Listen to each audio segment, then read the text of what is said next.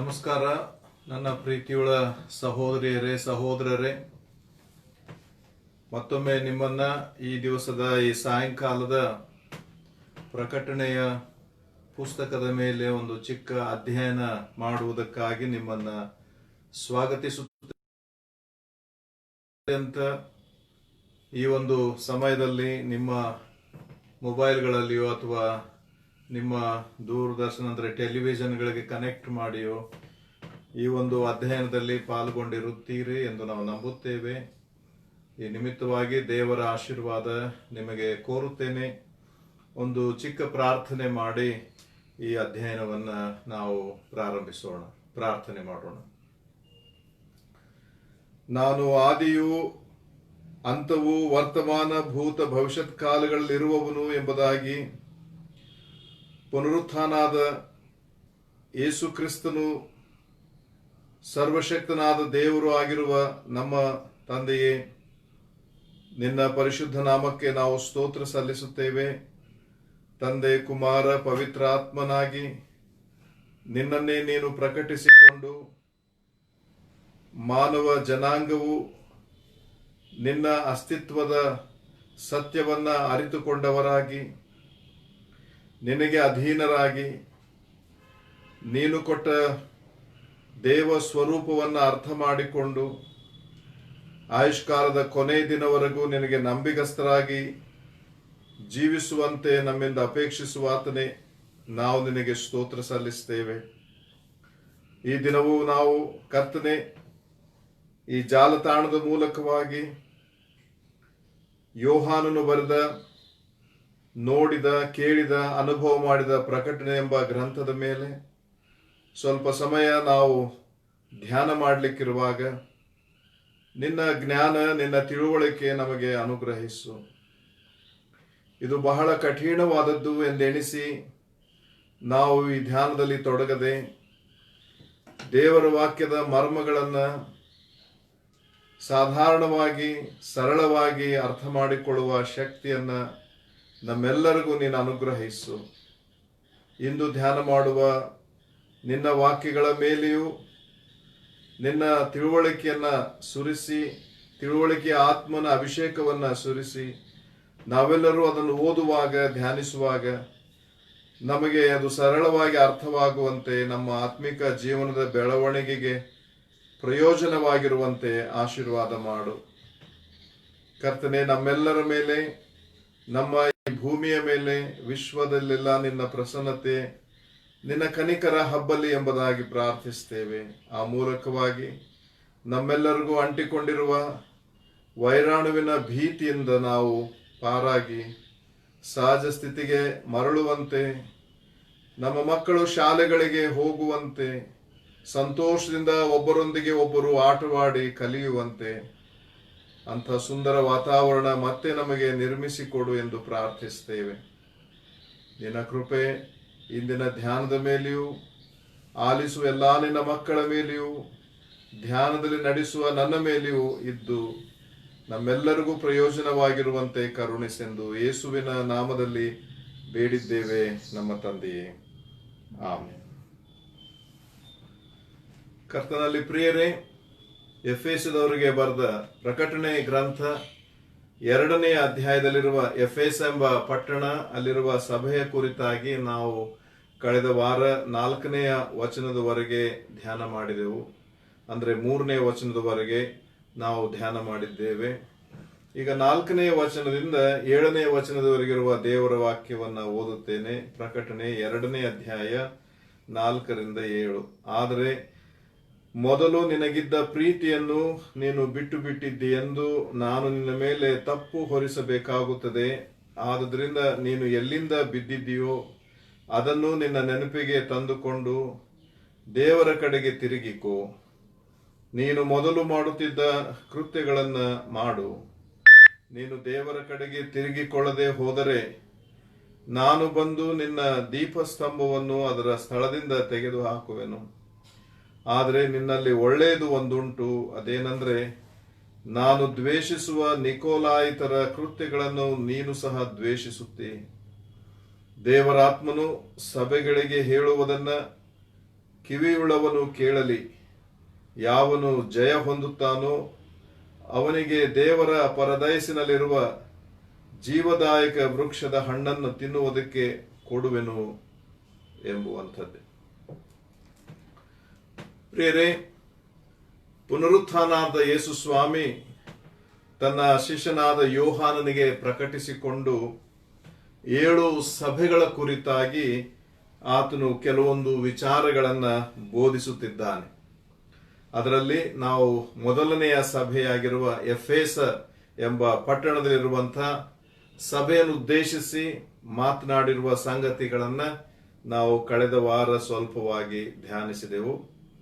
ಅದರಲ್ಲಿ ವಿಶೇಷವಾಗಿ ಸಕಾರಾತ್ಮಕವಾದ ಸಂಗತಿಗಳನ್ನ ಸಭೆಯಲ್ಲಿ ಯೇಸು ಸ್ವಾಮಿ ಕಂಡುಕೊಂಡು ಆ ಸಭೆಯವರನ್ನ, ಸಭೆಯ ಪಾಲಕನನ್ನ ಅಭಿನಂದಿಸುವ ರೀತಿಯಲ್ಲಿ ಮೊದಲ 3 ವಚನಗಳು ಬರೆಯಲ್ಪಟ್ಟಿವೆ. 2ನೇ ವಚನದಲ್ಲಿ, ನಿನ್ನ ಕೃತ್ಯಗಳನ್ನು, ಪ್ರಯಾಸವನ್ನು, ತಾಳ್ಮೆಯನ್ನು ಬಲ್ಲೆನು, ನೀನು ದುಷ್ಟರನ್ನು ಸಹಿಸಲಾರೆ. ಇದೊಂದು ಅಭಿನಂದನಾರ್ಹ ವಚನ. ಅಪೋಸ್ತಲರಲ್ಲದಿದ್ದರೂ ತಮ್ಮನ್ನು ಅಪೋಸ್ತಲರೆಂದು ಹೇಳಿಕೊಳ್ಳುವವರನ್ನು ನೀನು ಪರೀಕ್ಷಿಸಿ ಅವರನ್ನು ಸುಳ್ಳುಗಾರರೆಂದು ಕಂಡುಕೊಂಡಿ. ಇದು ಒಂದು ಅಭಿನಂದನಾರ್ಹವಾದಂತಹ ಒಂದು ವಿಷಯ. ಮತ್ತು ನೀನು ತಾಳ್ಮೆಯುಳ್ಳವನಾಗಿ ನನ್ನ ಹೆಸರಿನ ನಿಮಿತ್ತ ಬಾಧೆಯನ್ನು ಸಹಿಸಿಕೊಂಡು ಬೇಸರಗೊಳ್ಳಲಿಲ್ಲ, ಇದನ್ನೆಲ್ಲ ಬಲ್ಲೆನು ಎಂಬುದಾಗಿ ಈ ಸಭೆಯ ಕುರಿತಾಗಿ, ಆ ಸಭೆಯಲ್ಲಿರುವಂತಹ ಒಳ್ಳೆಯ ಸಂಗತಿಗಳನ್ನ ಯೇಸು ಸ್ವಾಮಿ ಗಮನಿಸಿ ಅವುಗಳನ್ನ ಅಭಿನಂದಿಸುತ್ತಿರುವುದನ್ನ ನಾವು ಇಲ್ಲಿ ಕಾಣುತ್ತಿದ್ದೇವೆ. ಪ್ರಿಯರೇ, ಈ ನಿಮಿತ್ತವಾಗಿ ನಮಗೆ ಗೊತ್ತಾಗುವಂತ ಸಂಗತಿ ಏನಂದ್ರೆ, ಎಲ್ಲವನ್ನ ಬಲ್ಲವನಾಗಿದ್ದಾನೆ. ನಮ್ಮ ಕೃತ್ಯಗಳನ್ನು ಅಂತ ಹೇಳುವಾಗ ಈ ಭಾಗದಲ್ಲಿ ಒಳ್ಳೆಯ ಸಂಗತಿಗಳನ್ನ, ನಾವು ಮಾಡುವಂತ ಒಳ್ಳೆಯ ಕ್ರಿಯೆಗಳನ್ನ ಸಭೆಯಾಗಿ, ವೈಯಕ್ತಿಕವಾಗಿ, ದೇವರ ಹೆಸರಿನಲ್ಲಿ ಮಾಡುವಂತ ಒಂದು ಚಿಕ್ಕ ಸಹಾಯವಾಗಿರ್ಬೋದು, ಆ ಎಲ್ಲಾ ಕೃತ್ಯಗಳನ್ನ ನಾನು ಬಲ್ಲೆನು. ಪ್ರಯಾಸವನ್ನು ಬಲ್ಲೆನು ಅಂದ್ರೆ ಸೇವೆಯಲ್ಲಿ, ಸುವಾರ್ತೆಯನ್ನ ಸಾರುವುದರಲ್ಲಿ ನೀವು ತೆಗೆದುಕೊಳ್ಳುವ ಪ್ರಯಾಸ, ರಿಸ್ಕ್ ಎಂಬುದಾಗಿ ಹೇಳ್ತೇವೆ. ಆ ಪ್ರಯಾಸವನ್ನ ನಾನು ಬಲ್ಲೆನು. ನಿಮ್ಮ ತಾಳ್ಮೆಯನ್ನು ಬಲ್ಲೆನು. ನೀವೆಷ್ಟು ಹಿಂಸೆಯನ್ನ ತಾಳಿಕೊಂಡು ವಿಶ್ವಾಸದಲ್ಲಿ ಚಂಚಲರಾಗದೆ, ಅಲುಗಾಡದೆ ಮುಂದೆ ಬಹಳ ವಿಶೇಷವಾದದ್ದು ಎಂಬುದಾಗಿ ಸ್ವಾಮಿ ಇಲ್ಲಿ ಅಭಿನಂದಿಸುತ್ತಿದ್ದಾನೆ.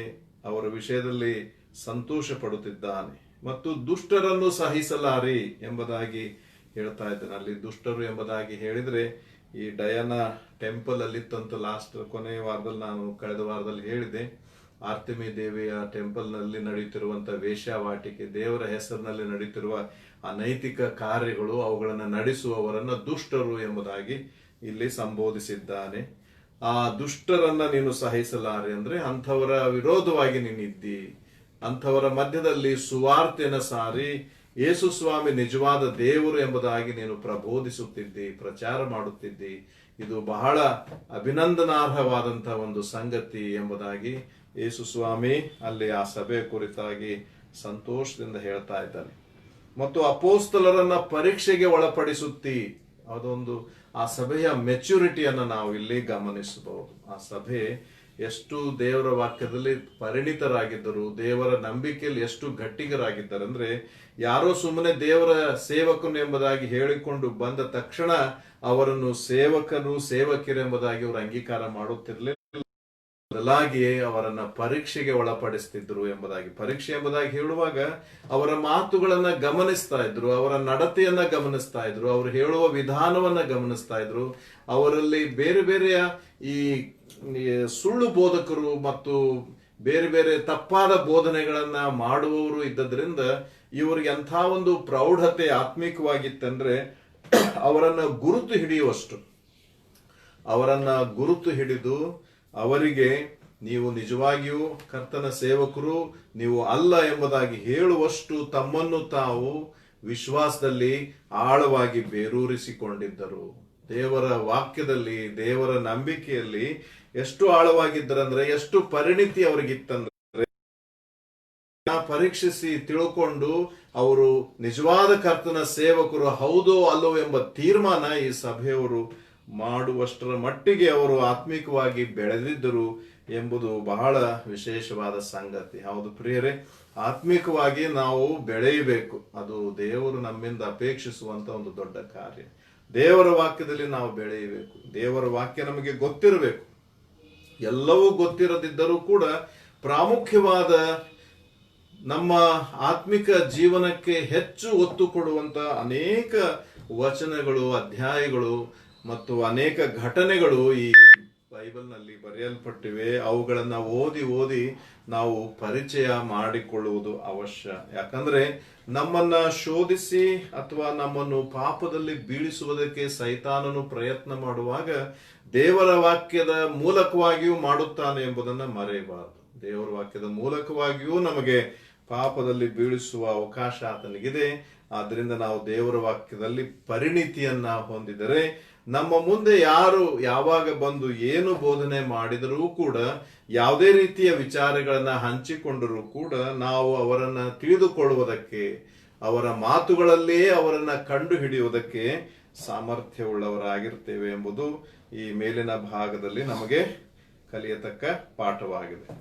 ಇನ್ನು 4ನೇ ವಚನದಲ್ಲಿ ಅಲ್ಲಿ ಒಂದು ಶಬ್ದ ಇದೆ, ಆದರೆ ಎಂಬುದಾಗಿ ಬರೆಯಲ್ಪಟ್ಟಿದೆ. ಆದರೆ ಎಂಬುದಾಗಿ ಹೇಳುವಾಗ ಮೇಲ್ ಹೇಳಿದಂತ ಎಲ್ಲಾ ಸಕಾರಾತ್ಮಕವಾದ ಸಂಗತಿಗಳ ಹೊರತಾಗಿ ಕೆಲವೊಂದು ತಪ್ಪುಗಳನ್ನ ನಾನು ಕಂಡುಕೊಂಡಿದ್ದೇನೆ. ಆದರೆ ಎಂಬುದಾಗಿ ಹೇಳುವಾಗ ಮೇಲ್ ಹೇಳಿರುವಂತ ಎಲ್ಲಾ ಸಂಗತಿಗಳು ಗಿಂತಲೂ ಇನ್ನೂ ವಿಶೇಷವಾದ ಕೆಲವು ಸಂಗತಿಗಳು ನೀನು ಸರಿಪಡಿಸಿಕೊಳ್ಳುವುದಕ್ಕಾಗಿ ಇವೆ ಎಂಬುದಾಗಿ ಅಲ್ಲಿ ಬೋಧಿಸಿದ್ದಾರೆ. ಇಲ್ಲಿ ನಾವು ನೋಡುವಾಗ 4ನೇ ವಚನದಲ್ಲಿ, ಆದರೆ ಮೊದಲು ನಿನಗಿದ್ದ ಪ್ರೀತಿಯನ್ನು ನೀನು ಬಿಟ್ಟು ಬಿಟ್ಟಿದ್ದಿ. ಇದು ಮೊದಲನೆಯ ಒಂದು ಸಂಗತಿ. ನೀನು ಕಷ್ಟವನ್ನ, ಪ್ರಯಾಸವನ್ನ ಪಟ್ಟು ನೀನು ಸುವಾರ್ತೆ ಸಾರ್ತಾ ಇದ್ದಿ. ನಿನ್ನ ತಾಳ್ಮೆ, ನಿನ್ನ ಕೃತ್ಯಗಳು, ನೀನು ಪರೀಕ್ಷೆ ಮಾಡುವ ವಿಧಾನ, ನಿನ್ನ ನಂಬಿಕೆ ಎಷ್ಟು ಆಳವಾಗಿದೆ, ಎಷ್ಟು ಪರಿಣಿತಿಯನ್ನ ದೇವರ ಜ್ಞಾನದಲ್ಲಿ ನೀವು ಹೊಂದಿದ್ದೀರಿ. ಎಲ್ಲವೂ ಸರಿ, ಎಲ್ಲವೂ ಒಳ್ಳೆಯದು, ಎಲ್ಲವೂ ನನಗೆ ಇಷ್ಟ ಆಗ್ತದೆ. ಆದರೆ ಅಂತ ಹೇಳುವಾಗ ಇನ್ನೂ ಪ್ರಾಮುಖ್ಯವಾದ ಕೆಲವು ಸಂಗತಿಗಳನ್ನ ಅಳವಡಿಸಿಕೊಳ್ಳಬೇಕು ಎಂಬುದಾಗಿ ಏನು ಒಂದು ಆರೋಪ ಮಾಡ್ತಾ ಇದ್ದಾನೆ ಯೇಸು ಸ್ವಾಮಿ. ಪುನರುತ್ಥಾನನಾದ ಯೇಸು ಕ್ರಿಸ್ತನು ಈ ಸಭೆಯ ವಿಷಯದಲ್ಲಿ ಒಂದು ಆರೋಪ ಮಾಡ್ತಾ ಇದ್ದಾನೆ. ಆರೋಪ ಏನಂದ್ರೆ, ಮೊದಲು ನಿನಗಿದ್ದ ಪ್ರೀತಿಯನ್ನ ನೀನು ಬಿಟ್ಟು ಬಿಟ್ಟಿದ್ದಿ ಎಂಬುದಾಗಿ. ನಿನಗೆ ಮೊದಲಿದ್ದ ಆ ಪ್ರೀತಿ ಈಗ ನನ್ನ ಮೇಲೆ ಇಲ್ಲ ಎಂಬುದಾಗಿ ಸ್ವಾಮಿ ಒಂದು ತಪ್ಪನ್ನ ಹೊರಿಸ್ತಾ ಇದ್ದಾರೆ. ಅಂದ್ರೆ ಈ ಸಭೆಯಲ್ಲಿ ಇದ್ದಂಥವರು ಆ ಒಂದು ಜನರೇಷನ್ದಿಂದ ಇನ್ನೊಂದು ಜನರೇಷನ್, ಅಂದ್ರೆ ಒಂದು ಸಂತತಿಯಿಂದ ಇನ್ನೊಂದು ಸಂತತಿಗೆ ವಿಚಾರಗಳು ಹೋಗುವಾಗ ಅಲ್ಲಿ ಕೆಲವೊಂದು ಬದಲಾವಣೆಗಳು ಆಗುವುದು ಸಹಜ. ಈಗ ಆದಿಕ್ರೈಸ್ತ ಸಭೆಯ ಜೀವನಕ್ಕೂ ಇವತ್ತು ನಾವು ಹೊಂದಿಕೊಂಡಿರುವ ಸಭೆಯ ಜೀವನಕ್ಕೂ ಬಹಳ ವ್ಯತ್ಯಾಸ ಇದೆ. ಬಹಳಷ್ಟು ಸಂಗತಿಗಳಲ್ಲಿ ನಾವು ವ್ಯತ್ಯಾಸವನ್ನ ಕಾಣಬಹುದು. ಹೀಗೆ ಅಲ್ಲಿಯೂ ಕೂಡ ಉದಾಹರಣೆಯಾಗಿ ಸುವಾರ್ತೆ ಸಾರುವುದರ ಕುರಿತಾಗಿ ಒಂದು ಚಿಕ್ಕ ಬದಲಾವಣೆಯನ್ನ ಅವರು ಬಯಸಿರಬಹುದು. ಇನ್ನು ಮೇಲೆ ಪ್ರಯಾಸ ಪಟ್ಟು ನಾವು ಸುವಾರ್ತೆ ಸಾರುವುದು ಬೇಡ, ಅಥವಾ ಯಾರಾದ್ರೂ ಸಜೆಷನ್ ಮಾಡಿ, ಯಾಕಂದ್ರೆ ನೀವು ಸುವಾರ್ತೆ ಸಾರ್ಲಿಕ್ಕೆ ಹೋದ್ರೆ ಈ ಜನರು, ಈ ರೋಮನ್ನರು ನಮ್ಮನ್ನು ತಪ್ಪಾಗಿ ಭಾವಿಸಿ ನಮ್ಮನ್ನು ಕೈಸರನಿಗೆ ಒಪ್ಪಿಸಿಕೊಡ್ತಾರೆ. ನಾವು ಅನಾಯಾಸವಾಗಿ ಸತ್ತು ಹೋಗ್ತೇವೆ, ನಮ್ಮ ಮಕ್ಕಳು ಬೀದಿಗೆ ಬರ್ತಾರೆ, ಹೆಂಡತಿ ಬೀದಿಗೆ ಬರ್ತಾಳೆ, ತೊಂದರೆ ಅನುಭವಿಸ್ತಾರೆ. ಆದ್ರಿಂದ ಸುವಾರ್ತೆ ಸಾರುವುದನ್ನ ಇನ್ನೊಂದು ವಿಧಾನದಲ್ಲಿ ಮಾಡೋಣ, ಯಾರಾದ್ರೂ ತಮ್ಮ ಬಳಿಗೆ ಬಂದು ಕೇಳಿದರೆ ಅವರಿಗೆ ಹೇಳೋಣ ಎಂಬುದಾಗಿ ಏನೋ ಅಂದ್ಕೊಂಡಿರ್ಬೋದು. ಹೀಗೆ ಪ್ರತಿಯೊಂದು ವಿಷಯದಲ್ಲಿ ಅವರ ನಂಬಿಕೆ ಆಗಿರ್ಬೋದು, ಅವರ ಕೊಡುಗೆಯ ವಿಷಯವಾಗಿರ್ಬೋದು, ಅವರ ರಕ್ಷಣೆಯ ವಿಷಯವಾಗಿರ್ಬೋದು, ಸುವಾರ್ತೆ ಸಾರೋ ವಿಷಯ ಆಗಿರ್ಬೋದು, ಅಥವಾ ಅವರು ಅನೇಕರನ್ನ ದೇವರ ಬಳಿ ನಡೆಸಿ ಅವರಿಗೆ ದೀಕ್ಷಾಸ್ನಾನ ಕೊಡುವುದರ ವಿಷಯವಾಗಿ ಆಗಿರ್ಬೋದು. ಹೀಗೆ ಅಲ್ಲಿ ಕೆಲವೊಂದು ಬದಲಾವಣೆಗಳನ್ನ ಹಂತ ಹಂತವಾಗಿ ಬರುವಾಗ ಯೇಸು ಸ್ವಾಮಿ ಕಂಡುಕೊಂಡಿದ್ದೇನೆಂದ್ರೆ, ಮೊದಲಿದ್ದ ಆ ಪ್ರೀತಿಯನ್ನ ನೀನು ಬಿಟ್ಟು ಬಿಟ್ಟಿದ್ದಿ ಎಂಬುದಾಗಿ. ಈ ಮೊದಲ ಪ್ರೀತಿ ಎಂಬುದಾಗಿ ಹೇಳಿದ್ರೆ ನಮಗೆ ನೆನಪಾಗುವುದು ಇಬ್ಬರು ಪ್ರೇಮಿಗಳು ಅಥವಾ ಹೊಸದಾಗಿ ಮದುವೆಯಾದ ನವ ದಂಪತಿಗಳು. ಅವರಲ್ಲಿರುವಂತಹ ಪ್ರೀತಿ ಅದನ್ನ ನಾವು ಇಲ್ಲಿ ನೆನೆಸಿಕೊಳ್ಳಬೇಕು. ಅದೇ ಪ್ರೀತಿ 1 ವರ್ಷವಾದ ಮೇಲೆ ಬೇರೊಂದು ರೂಪ ಪಡೆಯುತ್ತದೆ, 2 ವರ್ಷವಾದ ಮೇಲೆ, 5 ವರ್ಷವಾದ ಮೇಲೆ, 10 ವರ್ಷ ಆದ್ಮೇಲೆ ಆ ಪ್ರೀತಿಯಲ್ಲಿ ಬೇರೆ ಬೇರೆ ರೂಪಗಳಲ್ಲಿ, ಬೇರೆ ಹಂತಗಳಲ್ಲಿ ಅದು ತನ್ನ ಬದಲಾವಣೆಯನ್ನ ಹೊಂದುತ್ತಾ ಹೋಗುತ್ತದೆ. ಆ ಮೊದಲಿದ್ದ ಪ್ರೀತಿ ಇರೋದಿಲ್ಲ ಎಂಬುದಾಗಿ ನಾವು ಮದುವೆ ಆದವರು ಕೂಡ ಇದನ್ನು ಅನುಭವದಲ್ಲಿ ಅನುಭವ ಮಾಡಿದ್ದೇವೆ. ಆಗದಿರುವವರಿಗೆ ಈ ಅನುಭವ ಕೂಡ ಮುಂದೆ ಅವರು ಮದುವೆ ಆದಾಗ ಆಗಲಿಕ್ಕೆ ಉಂಟು. ಮೊದಲು ನಿನಗಿದ್ದ ಪ್ರೀತಿಯನ್ನು ನೀನು ಬಿಟ್ಟು ಬಿಟ್ಟಿದ್ದೆ ಎಂಬುದಾಗಿ ಹೇಳುವಾಗ ನಾವು ಇಲ್ಲಿ ಇಸ್ರಾಯೇಲ್ ಜನರನ್ನ ಒಂದು ಸ್ವಲ್ಪ ನೆನಪು ಮಾಡಿಕೊಳ್ಳಬೇಕು. ಇಸ್ರಾಯೇಲ್ ಜನರಿಗೆ ದೇವರು ತೋರಿಸಿದ ಮೊದಲ ಪ್ರೀತಿ ಏನಂದ್ರೆ, ದೇವರೇ ಅವರನ್ನು ಆಯ್ಕೆ ಮಾಡಿಕೊಂಡ. ಅಲ್ಲ, ಜನರು ಇಸ್ರಾಯೇಲರು ದೇವರನ್ನು ಆಯ್ಕೆ ಮಾಡಲಿಲ್ಲ. ಇಸ್ರಾಯೇಲ್ ಅಂತ ಒಂದು ಜನಾಂಗವೇ ಇರಲಿಲ್ಲ, ಒಬ್ಬ ವ್ಯಕ್ತಿಯೂ ಇರಲಿಲ್ಲ. ಸಾಮಾನ್ಯವಾಗಿ ಜನರು ಎಂಬುದಾಗಿ ಇದ್ದಂತ ಕಾಲ, ಎಲ್ಲರೂ ದೇವರ ಜನರು ಅನ್ನುವ ಕಾಲ. ಅದು ಯಾವ ದೇವರು, ಯಾವ ಧರ್ಮ ಯಾವುದೂ ಇರಲಿಲ್ಲ. ಕೆಲವರು ವಿಗ್ರಹಗಳನ್ನ ಆರಾಧನೆ ಮಾಡಿ ಅದರಲ್ಲಿ ದೇವರನ್ನ ಕಂಡುಕೊಂಡ್ರೆ, ಇನ್ನು ಕೆಲವರು ವಿಗ್ರಹಗಳಿಲ್ಲದೆ ದೇವರನ್ನ ಆರಾಧನೆ ಮಾಡಿ ಅದರಲ್ಲಿ ದೇವರ ಅನುಭವವನ್ನು ಪಡಿತಾ ಇದ್ರು. ಈ 2 ರೀತಿಯ ಗುಂಪುಗಳು ಬೆಳೀತಾ ಬೆಳೀತಾ ಇರುವಾಗ ದೇವರು ಅಬ್ರಹಾಮನನ್ನ ಆಯ್ಕೆ ಮಾಡಿದ, ಅದು ನಾವು ನೆನಪು ಮಾಡಿಕೊಳ್ಳೋ, ಅದು ಮೊದಲ ಪ್ರೀತಿ. ಅಬ್ರಹಾಮನನ್ನ ಆಯ್ಕೆ ಮಾಡಿ ಕಾನಾನ್ ದೇಶದಕ್ಕೆ ಸೇರಿಸುವ ಮತ್ತು ದೊಡ್ಡ ಜನಾಂಗವನ್ನಾಗಿ ಮಾಡುವ ವಾಗ್ದಾನ ಆತನಿಗೆ ಕೊಟ್ಟ, ಇದು ಮೊದಲ ಪ್ರೀತಿ. ಇಸ್ರಾಯೇಲ್ ಜನಾಂಗವನ್ನ ಹುಟ್ಟು ಹಾಕಿದ ಯಾಕೋಬನ ಮೂಲಕವಾಗಿ 12 ಗೋತ್ರಗಳು ಉಂಟಾದವು. ಯಾಕೋಬನಿಗೆ ಇನ್ನು ಮೇಲೆ ನಿನ್ನ ಹೆಸರು ಯಾಕೋಬನೆಂಬುದಾಗಿ ಇರುವುದಿಲ್ಲ, ಇಸ್ರಾಯೇಲ್ ಎಂಬುದಾಗಿ ನಿನ್ನ ಹೆಸರು. ಅಂದ್ರೆ ನಾನು ನಿನ್ನನ್ನು ಆಯ್ದುಕೊಂಡಿದ್ದೇನೆ, ನಾನು ನಿನ್ನನ್ನ ನನ್ನ ಸ್ವಕೀಯ ಪ್ರಜೆಯನ್ನಾಗಿ, ನನ್ನ ಮಗನನ್ನಾಗಿ, ನನ್ನ ಸಂತತಿಯಾಗಿ ಆಯ್ಕೆ ಮಾಡಿಕೊಂಡಿದ್ದೇನೆ. ಇದು ದೇವರು ಜನರಿಗೆ ಅಥವಾ ಪ್ರತ್ಯೇಕವಾಗಿ ಇಸ್ರಾಯೇಲರಿಗೆ ತೋರಿಸಿದ ಮೊದಲ ಪ್ರೀತಿ. ಈ ಮೊದಲ ಪ್ರೀತಿ ಅಂತ ಹೇಳುವಾಗ ದೇವರೇ ಅವರಿಗೆ ಸಮಸ್ತರಲ್ಲಿ ಸಮಸ್ತವೂ ಆಗಿದ್ದ. ದೇವರನ್ನ ಬಿಟ್ಟು ಆ ದೇವರ ಸ್ಥಾನಕ್ಕೆ ಬೇರೆಯವರ ಆಯ್ಕೆ ಎಂಬುದಾಗಿ ಅವರಿಗೆ ಇರಲಿಲ್ಲ. ಅದು ಕಲ್ಲಾಗಿರ್ಬೋದು, ಮಣ್ಣಾಗಿರ್ಬೋದು, ನೀರಾಗಿರ್ಬೋದು, ಗಾಳಿ ಆಗಿರ್ಬೋದು, ಮರವಾಗಿರ್ಬೋದು, ಇವೆರೆ ಯಾವುದೇ ವಸ್ತು ರೂಪದಲ್ಲಿರುವ ಯಾವ ಶಕ್ತಿಯೂ ಇರಬಹುದು. ಅದು ಯಾವುದು ಕೂಡ ದೇವರಿಗೆ ಪ್ರತಿಯಾಗಿ, ದೇವರಿಗೆ ಬದಲಾಗಿ ಎಂಬುದಾಗಿ ಇಸ್ರಾಯೇಲರಿಗೆ ಇರಲಿಲ್ಲ. ಅವರು ದೇವರನ್ನೇ, ಸೃಷ್ಟಿಕರ್ತನಾದ ಯೆಹೋವನನ್ನೇ ಆರಾಧಿಸುವವರಾಗಿರಬೇಕಾಗಿತ್ತು.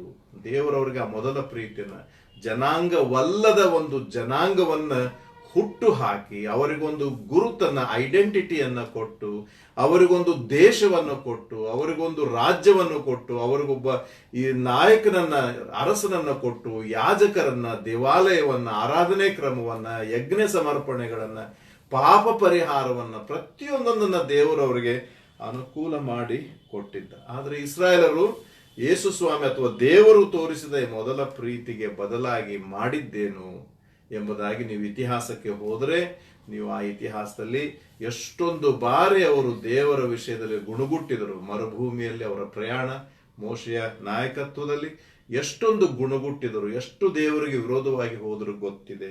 ಮುಂದೆ ನ್ಯಾಯಸ್ಥಾಪಕರ ಕಾಲದಲ್ಲಿ, ಯಹುಷವನ ಕಾಲದಲ್ಲಿ ಆ ದೇಶವನ್ನ ಸ್ವತಂತ್ರಿಸಿಕೊಳ್ಳುವಾಗ ಆದಂತ ಘಟನೆಗಳು ನಮ್ಮ ಮುಂದಿವೆ. ಅರಸರನ್ನ ಕೊಟ್ಟ ಮೇಲೆ ಸೌಲನು ಅರಸನಾದ, ದಾವೀದನು ಅರಸನಾದ, ಸೊಲೊಮೋನನ ಅರಸನಾದ, ಮುಂದೆ ಅನೇಕರು ಅರಸರಾಗಿ ಅಲ್ಲಿ ಬಂದರು. ಅವರೆಲ್ಲರ ಕಾಲದಲ್ಲಿ ಇಸ್ರಾಯೇಲ್ ಜನಾಂಗ ಹೇಗಿತ್ತಂದ್ರೆ, ತನ್ನ ಮೊದಲಿದ್ದ ಪ್ರೀತಿಯನ್ನ ಅವರು ಬಿಟ್ಟು ಬಿಟ್ಟಿದ್ದರು. ಅವರಿಗೆ ದೇವರ ಬಗ್ಗೆ ಮೊದಲಿದ್ದ ಕಾಳಜಿ ಅಥವಾ ಆ ಅಭಿಮಾನ, ಆ ಗೌರವ ಅದು ಕಡಿಮೆಯಾಗಿ ಹೋಗಿತ್ತು. ಅವರ ನಂಬಿಕೆಯಲ್ಲಿ ಅವರು ಕೆಳಗೆ ಜಾರಿ ಹೋದವರಾಗಿದ್ದರು, ಅಪನಂಬಿಗಸ್ತರಾಗಿದ್ದರು ಎಂಬುದಾಗಿ ಅದನ್ನು ಇಂಗ್ಲಿಷ್ನಲ್ಲಿ ಬ್ಯಾಕ್ ಸ್ಲೈಡರ್ಸ್ ಎಂಬುದಾಗಿ ಕರೀತಾರೆ ಅಲ್ವಾ. ನಾವು ಹಿಂದಕ್ಕೆ ಹೋದವರು, ಮುಂದೆ ದೇವರು ಕೊಟ್ಟಂತ ಪ್ರೀತಿಯನ್ನ ಅರ್ಥ ಮಾಡಿಕೊಳ್ಳದೆ ಅದನ್ನ ಕಾಲಕ್ರಮೇಣ ನಾವು ಅದರ ರುಚಿಯನ್ನ ಬಿಟ್ಟು ಬಿಟ್ಟವರಾಗಿ ನಮ್ಮದೇ ಆದ ಮಾರ್ಗಗಳಲ್ಲಿ ನಡೆಯುವವರು ಎಂಬುದಾಗಿ ದೇವರ ವಾಕ್ಯ ನಮಗೆ ಬೋಧಿಸ್ತದೆ. ಹೌದು ಪ್ರಿಯರೇ, ಇದೇ ರೀತಿ ಯೆರೆಮೀಯನ ಗ್ರಂಥದಲ್ಲಿ ಇಂಥದ್ದೇ ಒಂದು ಮಾತು ಸ್ಪಷ್ಟವಾಗಿ ಅಲ್ಲಿ ಬರೆಯಲ್ಪಟ್ಟಿದೆ. 2ನೇ ಅಧ್ಯಾಯದ 2ನೇ ವಚನದಲ್ಲಿ, ಯೆರೆಮೀಯನ ಗ್ರಂಥ 2ನೇ ಅಧ್ಯಾಯ 2ನೆಯ ವಚನದಲ್ಲಿ ಹೀಗೆ ಬರ್ತದೆ, ಯೌವನದಲ್ಲಿ ನನ್ನ ಮೇಲೆ ಇಟ್ಟಿದ್ದ ಪ್ರೀತಿಯನ್ನು, ವಿವಾಹ ಕಾಲದ ನಿನ್ನ ಪ್ರೇಮವನ್ನು, ಬೀಜ ಬಿತ್ತಿಯೇ ಇಲ್ಲದ ಅರಣ್ಯದಲ್ಲಿ ನೀನು ನನ್ನನ್ನು ಹಿಂಬಾಲಿಸಿದ ನಿನ್ನ ಪಾತಿವ್ರತ್ಯವನ್ನು ನಿನ್ನ ಹಿತಕ್ಕಾಗಿ ಜ್ಞಾಪಕದಲ್ಲಿಟ್ಟಿದ್ದೇನೆ.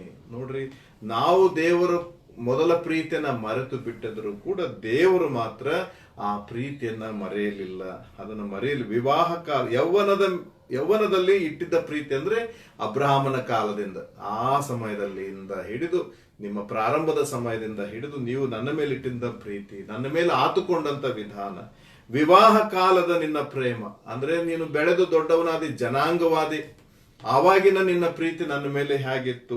ಅದಾದ್ಮೇಲೆ ಅರಣ್ಯದಲ್ಲಿ ನೀನು ನಮ್ಮನ್ನು ಹಿಂಬಾಲಿಸಿದಂತ ನಿನ್ನ ಪಾತಿವ್ರತ್ಯ ಅಂದ್ರೆ ಈ 40 ವರ್ಷಗಳ ಈ ಅರಣ್ಯ ವಾಸ, ಆ ಅರಣ್ಯದಲ್ಲಿ ಪ್ರಯಾಣದಲ್ಲಿ ಅವರೆಷ್ಟು ನಂಬಿಗಸ್ತರಾಗಿ ದೇವರನ್ನ ಹಿಂಬಾಲಿಸ್ತಿದ್ದ ಎಲ್ಲವನ್ನ ನಾನು ನೆನಪಲ್ಲಿ ಇಟ್ಕೊಂಡಿದ್ದೇನೆ, ಆದ್ರೆ ನೀವು ಅದನ್ನ ಮರೆತು ಬಿಟ್ಟಿದ್ದೀರಿ ಎಂಬುದಾಗಿ ಬರಿತಾ ಇದ್ದೇನೆ. ಅದನ್ನೇ ನಾವು ಯೆಹೆಜ್ಕೇಲನ ಗ್ರಂಥ 16ನೇ ಅಧ್ಯಾಯದಲ್ಲಿ, ಅಲ್ಲಿ ಕೂಡ ಒಂದು ಸುಂದರವಾದ ವಚನ ಇದೆ. 16ನೇ ಅಧ್ಯಾಯ 60ನೆಯ ವಚನದಲ್ಲಿ ಹೀಗೆ ಬರ್ತದೆ, ಹೀಗಾದರೂ ನಾನು ನಿನ್ನ ಯೌವನ ಕಾಲದಲ್ಲಿ ನಿನ್ನೊಂದಿಗೆ ಮಾಡಿಕೊಂಡ ಒಡಂಬಡಿಕೆಯನ್ನು ಜ್ಞಾಪಕಕ್ಕೆ ತಂದುಕೊಂಡು ನಿನ್ನ ಸಂಗಡ ಎಂದಿಗೂ ತಪ್ಪದ ಒಡಂಬಡಿಕೆಯನ್ನು ಮಾಡಿಕೊಂಡು ದೃಢೀಕರಿಸುವೆನು ಎಂಬುದಾಗಿ. ಈ ಮೊದಲ ಪ್ರೀತಿ ಕೇವಲ ನಿಮ್ಮನ್ನ ಆಯ್ಕೆ ಮಾಡಿಕೊಳ್ಳುವ ಪ್ರೀತಿಯಾಗಿರದೆ, ಅದು ಇಸ್ರಾಯೇಲ್ ಜನರೊಂದಿಗೆ ಒಡಂಬಡಿಕೆಯನ್ನ ಮಾಡಿಕೊಂಡ ಒಂದು ಪ್ರೀತಿ, ಒಡಂಬಡಿಕೆಯ ಪ್ರೀತಿ. ಎಂತ ಒಡಂಬಡಿಕೆ ಅಂದ್ರೆ ಒಂದು ಅಗ್ರಿಮೆಂಟ್ ಆಯಿತು, ನೀವು ನನ್ನ ಜನರು, ನೀವು ನನ್ನ ಪ್ರಜೆಗಳು, ನಾನು ನಿಮ್ಮ ದೇವರು. ಇದೊಂದು ಅಗ್ರಿಮೆಂಟ್. ನಾನು ನಿಮಗೆ ದೇವರು, ಬೇರೆ ಯಾರು ಇನ್ನು ನಿಮಗೆ ದೇವರು ಅಂತ ಇರಬಾರದು, ನಾನೊಬ್ಬನೇ ನಿಮಗೆ ದೇವರು. ಇಸ್ರಾಯೇಲರಿಗೆ ಕೊಟ್ಟ 10 ಆಜ್ಞೆಗಳಲ್ಲಿ ಮೊದಲನೇ ಆಜ್ಞೆ, ನಾನಲ್ಲದೆ ನಿಮಗೆ ಬೇರೆ ದೇವರುಗಳು ಇರಬಾರದು. ಇದು ಒಂದು ಒಡಂಬಡಿಕೆ, ಇದು ಒಂದು ಷರತ್ತು. ನಾನು ನಿಮ್ಮನ್ನ ಪ್ರಜೆಯನ್ನಾಗಿ ಸ್ವೀಕರಿಸಬೇಕಾಗಿದ್ದರೆ ನೀವು ನನ್ನನ್ನ ಒಬ್ಬನೇ ಅರಸನು, ದೇವರು ಎಂಬುದಾಗಿ ಸ್ವೀಕರಿಸಬೇಕು ಎಂಬ ಒಡಂಬಡಿಕೆ. ನಾವು ಈ ಒಡಂಬಡಿಕೆಯನ್ನು ಅಬ್ರಹಾಮನೊಂದಿಗೆ ಮಾಡಿಕೊಂಡ, ಇಸ್ರಾಯೇಲರಲ್ಲಿ ಅನೇಕರೊಂದಿಗೆ ಈ ಒಡಂಬಡಿಕೆಯನ್ನು ದೇವರು ಕಾಲ ಕಾಲಕ್ಕೆ ಮಾಡಿ ಅವರ ನೆನಪಿಗೆ ತರುತ್ತಿದ್ದ. ಇದು ನನ್ನ ಪ್ರೀತಿ, ನಾನು ನಿಮಗೋಸ್ಕರವೇ, ಹಾಗೆ ನೀವು ನನಗೋಸ್ಕರವೇ ಜೀವಿಸಬೇಕು. ಆ ಮೂಲಕವಾಗಿ ಬೇರೆ ಜನರನ್ನ ನಾವು ದೇವರ ಬಳಿಯಲ್ಲಿ ಅಂದ್ರೆ ಸತ್ಯ ದೇವರ ಬಳಿಯಲ್ಲಿ ನಡೆಸುವುದಕ್ಕೆ ಸಾಧ್ಯವಾಗುತ್ತದೆ. ಆದ್ರಿಂದ ಯೌವನ ಕಾಲದಲ್ಲಿ ನಿನ್ನೊಂದಿಗೆ ಮಾಡಿಕೊಂಡ ಒಡಂಬಡಿಕೆ, ಅದು ಅಬ್ರಹಾಮನ ಕಾಲದಲ್ಲಿ, ಯಾಕೋಬ ಈ ಪಿತೃಗಳ ಕಾಲದಲ್ಲಿ ಮಾಡಿಕೊಂಡ ಒಡಂಬಡಿಕೆ, ಅದರ ಕುರಿತಾಗಿ ಇಲ್ಲಿ ದೇವರು ಬರಿತಾ ಇದ್ದಾನೆ. ಹೌದು ಪ್ರಿಯರೇ, ಇಂಥ ಒಡಂಬಡಿಕೆಯನ್ನ ಮಾಡಿಕೊಂಡಂತನ್ನ ದೇವರು ಈಗ ನೆನಪಿಗೆ ತಂದುಕೊಂಡು ಈ ಒಂದು ಹೊಸ ಒಡಂಬಡಿಕೆಯ ಪ್ರಕಟಣೆಯ ಭಾಗದಲ್ಲಿ ಅಲ್ಲಿ ಎಫೆಸ ಸಭೆಗೆ ಹೇಳ್ತಾ ಇದ್ದಾನೆ, ನೀನು ಮೊದಲಿದ್ದಂತಹ ಪ್ರೀತಿಯನ್ನ ಬಿಟ್ಟು ಬಿಟ್ಟಿ. ಆಯ್ಕೆಯ ಪ್ರೀತಿ, ಒಡಂಬಡಿಕೆಯ ಪ್ರೀತಿ, ನಿಮ್ಮನ್ನು ತಾಯಿಯ ಹಾಗೆ ತಂದೆ ಹಾಗೆ ಜೊತೆ ಇದ್ದು ಪೋಷಿಸಿ ಪರಿಪಾಲಿಸಿ ಕಾಪಾಡಿದ ಆ ಪ್ರೀತಿಯನ್ನ ನೀವು ಬಿಟ್ಟು ಬಿಟ್ಟಿದ್ದೀರಿ ಎಂಬುದಾಗಿ. ಹೌದು ಪ್ರಿಯರೇ, ಇಂದಿನ ಪ್ರಪಂಚವು ಕೂಡ ಇದೇ ರೀತಿ ನಮಗಿದ್ದ ಮೊದಲ ಪ್ರೀತಿಯನ್ನ ಬಿಟ್ಟು ಬಿಟ್ಟಿದ್ದೇವೆ ಎಂಬುದಾಗಿ ಹೇಳಿದರೆ ತಪ್ಪಾಗಲಿಕ್ಕಿಲ್ಲ. ನಾವು ಬಹಳ ಮೆಟೀರಿಯಲಿಸ್ಟಿಕ್ ಆಗಿಬಿಟ್ಟಿದ್ದೇವೆ. ನಮಗೆ ಏನಿದ್ರು ಈ ಪ್ರಪಂಚದಲ್ಲಿ ನಮಗೆ ತೃಪ್ತಿ ಇಲ್ಲ, ಎಷ್ಟು ಗಳಿಸಿದ್ರು ಇನ್ನೂ ಗಳಿಸಬೇಕನ್ನುವ ಹಂಬಲ, ಕೂಡಿಸಿ ಮಕ್ಕಳು ಮೊಮ್ಮಕ್ಕಳಿಗೆ ಇಡಬೇಕನ್ನುವಂತ ಆ ಹಂಬಲ ನಮಗಿರ್ತದೆ. ಅದು ಯಾಕೋ ಗೊತ್ತಿಲ್ಲ, ನಾವು ಬಹಳ ಗಳಿಸಬೇಕು ಅಂತ ಬಹಳಷ್ಟು ಮೆಟೀರಿಯಲಿಸ್ಟಿಕ್ ಆಗಿದೆ. ಈ ಮಧ್ಯದಲ್ಲಿ ದೇವರಿಗೆ, ದೇವರ ಕೆಲಸಕ್ಕೆ, ದೇವರ ಸೇವೆಗೆ, ದೇವರ ಮಕ್ಕಳಾಗಿ ಬದುಕುವುದಕ್ಕೆ ನಾವು ಸಮಯವೇ ಇಲ್ಲದವರ ಹಾಗೆ ಆಗಿಬಿಟ್ಟಿದ್ದೆವು. ಈಗ ಕೊರೋನಾ ಬಂದ ಮೇಲೆ ಸ್ವಲ್ಪ ನಮ್ಮ ಮನಸ್ಸು, ನಮ್ಮ ಕಣ್ಣು ದೇವರ ಕಡೆಗೆ ತಿರುಗ್ತಾ ಇದೆ. ಸ್ವಲ್ಪ ಎಲ್ಲಿದ್ದೀಯಾ ದೇವರನ್ನ ಅಷ್ಟಾದ್ರೂ ಪ್ರಶ್ನೆ ಕೇಳುವ ಮಟ್ಟಿಗೆ ಬಂದಿದ್ದೇವೆ. ಕೆಲವರು ದೇವರೇ ಇಲ್ಲ ಅನ್ನುವ ಮಟ್ಟಿಗೆ ಬಂದ್ಬಿಟ್ಟಿದ್ದೇವೆ. ಎಲ್ಲಿದ್ದಾನೆ ದೇವರು, ಏನ್ ಮಾಡ್ತಾನೆ, ನಾವು ದುಡಿತೇವೆ, ನಾವು ನಮ್ದು ಹೀಗೆ ಹಾಗೆ. ಇನ್ನು ಈ ಒಂದು ವೇಗ, ಈ ಶರವೇಗ ಇದೆಯಲ್ಲ, ಅದಕ್ಕೊಂದು ಕಡಿವಾಣ ದೇವರು ಹಾಕ್ತಾ ಇದ್ದನ್ನೋ ಏನೋ ಗೊತ್ತಿಲ್ಲ. ಆದ್ರೆ ಆ ರೀತಿಯಾದ ಒಂದು ಭಾವನೆ ಈಗ ನಾವು ಪ್ರಪಂಚದಲ್ಲಿ ನೋಡುವುದಕ್ಕೆ ಸಿಗ್ತಾ ಇದೆ. ಪ್ರಿಯರೇ, ಮೊದಲಿದ್ದಂತ ಪ್ರೀತಿಯನ್ನ ನಾವು ಬಿಟ್ಟು ಬಿಟ್ಟಿದ್ದೇವೆ. ದೇವರೇ ನಮಗೆ ಸಮಸ್ತ ಸರ್ವಸ್ವ ಅನ್ನೋದಕ್ಕಿಂತ ನನ್ನ ಬಲ ನನಗೆ ಸರ್ವಸ್ವ, ನನ್ನ ಜ್ಞಾನ ನನಗೆ ಸರ್ವಸ್ವ, ನನ್ನ ವಿದ್ಯೆ ನನಗೆ ಸರ್ವಸ್ವ, ನನ್ನ ಡಿಗ್ರಿಗಳು ನನಗೆ ಸರ್ವಸ್ವ, ನನ್ನ ಐಶ್ವರ್ಯ ನನಗೆ ಸರ್ವಸ್ವ, ನನ್ನ ಹೆಂಡತಿ ನನಗೆ ಸರ್ವಸ್ವ, ನನ್ನ ಮಕ್ಕಳು, ನನ್ನ ಗಂಡ ನನ್ನ ಸರ್ವಸ್ವ, ಇದೆಲ್ಲ ನನ್ನದು, ಇದು ನನ್ನ ಪ್ರಪಂಚ ಎಂಬುದಾಗಿ ನಾವು ಜೀವನ ಮಾಡುತ್ತಾ ಇದ್ದೆವು. ದೇವರು ಹೇಳ್ತಾ ಇದ್ದಾನೆ, ನೀನು ಮೊದಲಿದ್ದ ಆ ಪ್ರೀತಿಯನ್ನ ಬಿಟ್ಟು ಬಿಟ್ಟಿದ್ದೆ ಎಂಬುದಾಗಿ. ಪರೀಕ್ಷೆ ಮಾಡಿಕೊಳ್ಳೋಣ ಪ್ರಿಯರೇ. ನಾವು ದೇವರ ಮೇಲಿಟ್ಟಂತ ನಂಬಿಕೆ, ಕಷ್ಟದಲ್ಲಿ ನಾವು ಬೇಡಿಕೊಂಡಂತ ಕಣ್ಣೀರಿನ ಪ್ರಾರ್ಥನೆ, ಸುಖ ಬಂದಾಗ ಆತನನ್ನು ಮರೆತು ಬಿಟ್ಟಂತ ಆ ಸಂಗತಿಯನ್ನ ನೆನಪು ಮಾಡಿಕೊಳ್ಳಬೇಕಾಗಿದೆ. ಅದನ್ನ ನಮಗೆ ಈ ಮೂಲಕವಾಗಿ ಈ ಪ್ರಕಟಣೆ ಗ್ರಂಥದ ಮೂಲಕವಾಗಿ ಯೇಸು ಸ್ವಾಮಿ ನಮಗೆ ತೋರಿಸಿಕೊಡ್ತಾ ಇದ್ದಾರೆ. ಅದು ಮೊದಲನೇ ಒಂದು ಆರೋಪ, ನಿನ್ನ ಮೇಲೆ ತಪ್ಪು ಹೊರಿಸಬೇಕಾಗ್ತದೆ. ನೀನು ನನ್ನ ಸಭೆಯಾಗಿದ್ದರೂ ಕೂಡ, ನನ್ನ ಜನಾಂಗವೇ ಆಗಿದ್ದರೂ ಕೂಡ ಆ ಮೊದಲಿದ್ದ ಪ್ರೀತಿ ಈಗ ನಿನ್ನಲ್ಲಿ ಇಲ್ಲ ಎಂಬುದಾಗಿ ಅಲ್ಲಿ ಬರೆದಿದೆ. ಮುಂದೆ ನಾವು ನೋಡ್ತೇವೆ, ಆದ್ದರಿಂದ ನೀನು ಎಲ್ಲಿಂದ ಬಿದ್ದಿದ್ದೀಯೋ ಅದನ್ನು ನೆನಪಿಗೆ ತಂದುಕೋ. Remember the place where you fell down. ನೀ ಎಲ್ಲಿ ಬಿದ್ದಿದ್ದಿ, ಯಾವ ಸಂಗತಿ ನಿನ್ನನ್ನ ಈ ನನ್ನ ಮೊದಲ ಪ್ರೀತಿಯಿಂದ ನಿನ್ನನ್ನು ಬೇರ್ಪಡಿಸಿತು, ಅದನ್ನ ನೆನಪು ಮಾಡಿಕೋ ಎಂಬುದಾಗಿ ಸ್ವಾಮಿ ನಮಗೆ ತಿಳಿಸ್ತಾ ಇದ್ದಾರೆ. ಯಾವ ಸಂಗತಿ ಯೇಸುವಿನ ಮೊದಲಿದ್ದ ಪ್ರೀತಿ, ನಮಗೆ ಯೇಸುವಿನ ಮೇಲಿದ್ದಂತ ಮೊದಲಿದ್ದ ಆಸಕ್ತಿ, ಆ ಒಂದು ಛಲ, ಆ ಒಂದು ವೈರಾಗ್ಯ, ಆ ಒಂದು ದೇವರ ಜೊತೆ ಇರುವಂತಹ ಸಂದರ್ಭ, ಎಲ್ಲಿ ಅದು ಬೇರ್ಪಾಟಾಯಿತು, ಎಲ್ಲಿ ಅದು ಹೋಯಿತು, ಎಲ್ಲಿ ನಾವು ಯಾವುದು ಮಧ್ಯದಲ್ಲಿ ಬಂದು ನಮ್ಮನ್ನ ಈ ಮೊದಲಿದ್ದ ಪ್ರೀತಿಯಿಂದ ಬೇರ್ಪಡಿಸಿತು ಎಂಬುದನ್ನ ನಾವು ನೆನಪಿಗೆ ತಂದುಕೊಳ್ಳಬೇಕು ಎಂಬುದಾಗಿ ಸ್ವಾಮಿ ನಮಗೆ ಹೇಳ್ತಾ ಇದ್ದಾನೆ. ನೆನಪಿಗೆ ತಂದುಕೋ. ಒಂದು ವೇಳೆ ಹಣ ಬಂದ ಮೇಲೆ ಆ ಮೊದಲಿದ್ದ ಪ್ರೀತಿ ಕಡಿಮೆ ಆಗಿತ್ತ, ವಿದ್ಯಾವಂತರಾದ ಮೇಲೆ ಆ ಮೊದಲಿದ್ದ ಪ್ರೀತಿ ಕಡಿಮೆ ಆಯ್ತ, ಸ್ಥಾನ ಸ್ಥಿತಿ ಜೀವನದಲ್ಲಿ ಏರಿಸಲ್ಪಟ್ಟಾಗ, ಸಮಾಜ ನಿನ್ನನ್ನು ಗಣ್ಯ ವ್ಯಕ್ತಿ ಅಥವಾ ನಿನ್ನನ್ನು ಉನ್ನತ ಸ್ಥಾನದಲ್ಲಿ ನೋಡುವಾಗ ದೇವರ ಪ್ರೀತಿ, ದೇವರು ಮೊದಲು ತೋರಿಸಿದ ಪ್ರೀತಿಯನ್ನ ನೀನು ಮರೆತು ಬಿಟ್ಟಿಯ ಎಂಬುದು ಸ್ವಾಮಿಯ ಪ್ರಶ್ನೆಯಾಗಿದೆ. ಹಲವು ಕಾರಣಗಳಿರುವುದು. ಇದು ಕೆಲವೊಂದು ಉದಾಹರಣೆಗಳನ್ನು ಕೊಟ್ಟೆ ಅಷ್ಟೇ ನಾನು.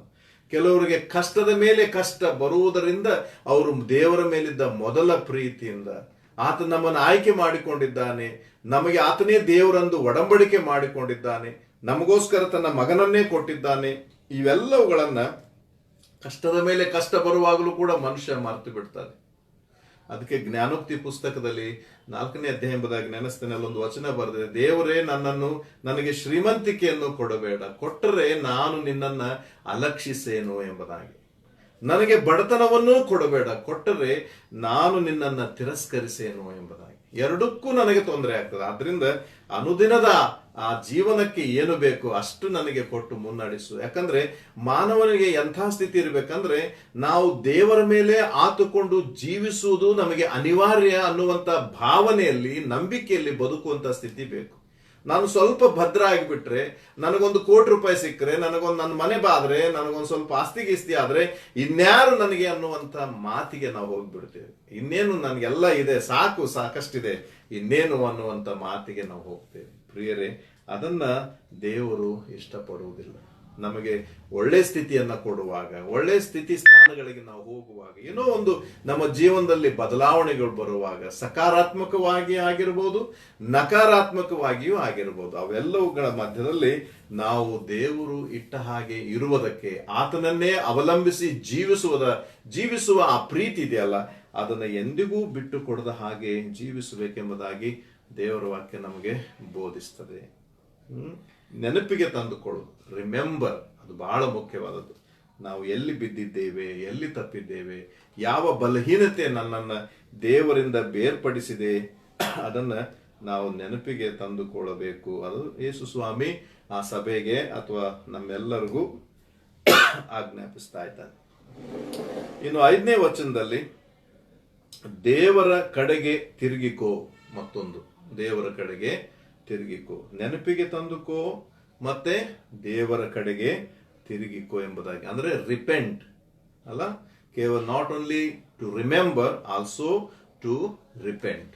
ಪಶ್ಚಾತ್ತಾಪ ಪಡು, ದೇವರ ಕಡೆಗೆ ತಿರುಗಿಕೋ. ಅಂದ್ರೆ ರಿಪೆಂಟ್ ಅಂತ ಹೇಳಿದ್ರೆ ದೇವರ ಬಳಿಗೆ ಬಾ. ನಿನ್ನ ಪಾಪದ ಅರಿವು ನಿನಗಾದ ಮೇಲೆ ಅದನ್ನ ಬಿಟ್ಟು ಬಿಟ್ಟು ಪಶ್ಚಾತ್ತಾಪದಿಂದ ದೇವರ ಕಡೆಗೆ ಬಂದು ಕ್ಷಮಾಪಣೆ ಕೇಳಿ ಆತನ ಮಗನಾಗಿ ಮಗಳಾಗಿ ಜೀವಿಸು ಎಂಬುದಾಗಿ ದೇವರು ಇಲ್ಲಿ ಆತನನ್ನ ಒಂದು ಆಹ್ವಾನ ಕೊಡ್ತಾ ಇದ್ದಾನೆ. ಒಂದು ಆಹ್ವಾನ, ಮಾಡಿದ ತಪ್ಪನ್ನ ಹೇಳ್ತಾ ಇದ್ದಾನೆ, ಇದು ನೀನು ಮಾಡಿದ ತಪ್ಪು ಎಂಬುದಾಗಿ. ನೀನು ಎಲ್ಲಿ ಬಿದ್ದಿದ್ದೀಯೋ ನೆನಪು ಮಾಡಿಕೊ, ಆ ತಪ್ಪನ್ನು ನೆನಪಿಸಿಕೊಟ್ಟು ದೇವರ ಕಡೆಗೆ ತಿರುಗಿಕೊ ಎಂಬುದಾಗಿ ಯೇಸುಸ್ವಾಮಿ ಕರೀತಾ ಇದೆ. ಎಂಥ ಒಂದು ಕೃಪೆಯುಳ್ಳ ಯೇಸುಸ್ವಾಮಿ ನಮ್ಮ ದೇವರಾಗಿದ್ದಾನೆ ಪ್ರಿಯರೇ. ನಾವೆಷ್ಟೇ ಆತನಿಂದ ದೂರ ಹೋದ್ರು ಆತನು ಮಾತ್ರ ನಮ್ಮ ಹಿಂದೆ ಬಂದು ನಮ್ಮನ್ನ ತಿರುಗಿ ತಿರುಗಿ ನನ್ನ ಬಳಿಗೆ ತಿರುಗಿಕೋ ಎಂಬುದಾಗಿ ಕರೆಯುತ್ತಾ ಇದ್ದಾನೆ. ಆತನ ಕರೆ ಅದು ನಿಜವಾಗಿಯೂ ಬಹಳ ವಿಶೇಷವಾದಂಥದ್ದು ಆಗಿದೆ. ಆಮೇಲೆ ಮುಂದೆ ಬರಿತಾ ಇದ್ದಾನೆ, ನೀನು ಮೊದಲು ಮಾಡುತ್ತಿದ್ದ ಕೃತ್ಯಗಳನ್ನ ಮಾಡು. 5ನೇ ವಚನದಲ್ಲಿ ಬರ್ತದೆ, ನೀನು ಮೊದಲು ಮಾಡುತ್ತಿದ್ದ ಕೃತ್ಯಗಳನ್ನ ಮಾಡು. ಎಲ್ಲಿಂದ ಬಿದ್ದಿದ್ದೀಯೋ ಅದನ್ನ ನೆನಪಿಗೆ ತಂದುಕೋ, ದೇವರ ಕಡೆಗೆ ತಿರುಗಿಕೋ. ಮತ್ತೆ ದೇವರಿಗೆ ಅಪ್ಪಣೆ ಕೊಡ್ತಾ ಇದ್ದಾನೆ, ನೀನು ಮೊದಲು ಮಾಡುತ್ತಿದ್ದ ಕೃತ್ಯಗಳನ್ನ ಮಾಡು. ಮೊದಲಿದ್ದ ಪ್ರೀತಿ ಅಂದ್ರೆ ಮೊದಲು ನೀನು ಮಾಡುತ್ತಿದ್ದ ಕೃತ್ಯಗಳನ್ನ ಮಾಡು. ಅದಕ್ಕೆ 2ನೇ ವಚನದಲ್ಲೇ ಇದೆಯಲ್ಲ, ನಿನ್ನ ಕೃತ್ಯಗಳನ್ನು, ಪ್ರಯಾಸವನ್ನು, ತಾಳ್ಮೆಯನ್ನು ಬಲ್ಲೆನು ಎಂಬುದಾಗಿ.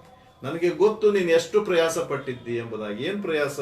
ಅಪೊಸ್ತಲನಾದ ಪೌಲನು ಎಫೆಸ ಪಟ್ಟಣದಲ್ಲಿ ಈ ಸಭೆಯನ್ನ ಸ್ಥಾಪಿಸಬೇಕಾದ್ರೆ ಎಷ್ಟು ಕಷ್ಟಪಟ್ಟಿದ್ದಾನೆ ಅದು ಅಲ್ಲಿ ನೆನಪಿಗೆ ಬರ್ತಾ ಇದೆ. 3 ವರ್ಷ ಆ ಪಟ್ಟಣದಲ್ಲೇ ಜೀವನ ಮಾಡಿ, ಅಲ್ಲಿರುವಂತ ಯೋಚನಾ ಶಾಲೆಗಳಿಗೆ ಹೋಗಿ ಅವರೊಟ್ಟಿಗೆ ಅನೇಕ ವಿಷಯಗಳನ್ನ ವಾದ ವಿವಾದ ಮಾಡಿ ದೇವರ ವಾಕ್ಯವನ್ನು ಅವರಿಗೆ ತಿಳಿಸಿ, ಅದರಲ್ಲಿ ಅನೇಕರು ಗ್ರೀಕರ ಹಿನ್ನೆಲೆಯಿಂದ ಬಂದವರು, ಯಹೂದಿ ಹಿನ್ನೆಲೆಯಿಂದ ಬಂದವರನ್ನ ಸಭೆಯನ್ನಾಗಿ ಮಾಡಿ ಅವರಿಗೆ ದೀಕ್ಷಾ ಸ್ನಾನ ಮಾಡಿಸಿ ಆ ಸಭೆಯನ್ನ ಕಟ್ಟಿ ಮುನ್ನಡೆಸಬೇಕಾಗಿದ್ರೆ ಅನೇಕ ಪ್ರಯಾಸಗಳಾಗಿವೆ. ಅಷ್ಟು ಮಾತ್ರವಲ್ಲ, ಅವರು ಸಭೆಯಾಗಿ ಬೆಳೆಯುವಾಗ ಎಷ್ಟೋ ರೀತಿಯ ತೊಂದರೆಗಳು ಅವರಿಗೆ ಬಂದವು. ಸುಳ್ಳು ಬೋಧಕರು ಬಂದರು, ಇದು ತಪ್ಪು ಬೋಧನೆ ನಂಬಬೇಡಿ ಎಂಬುದಾಗಿ ಹೇಳುವವರು ಬಂದರು.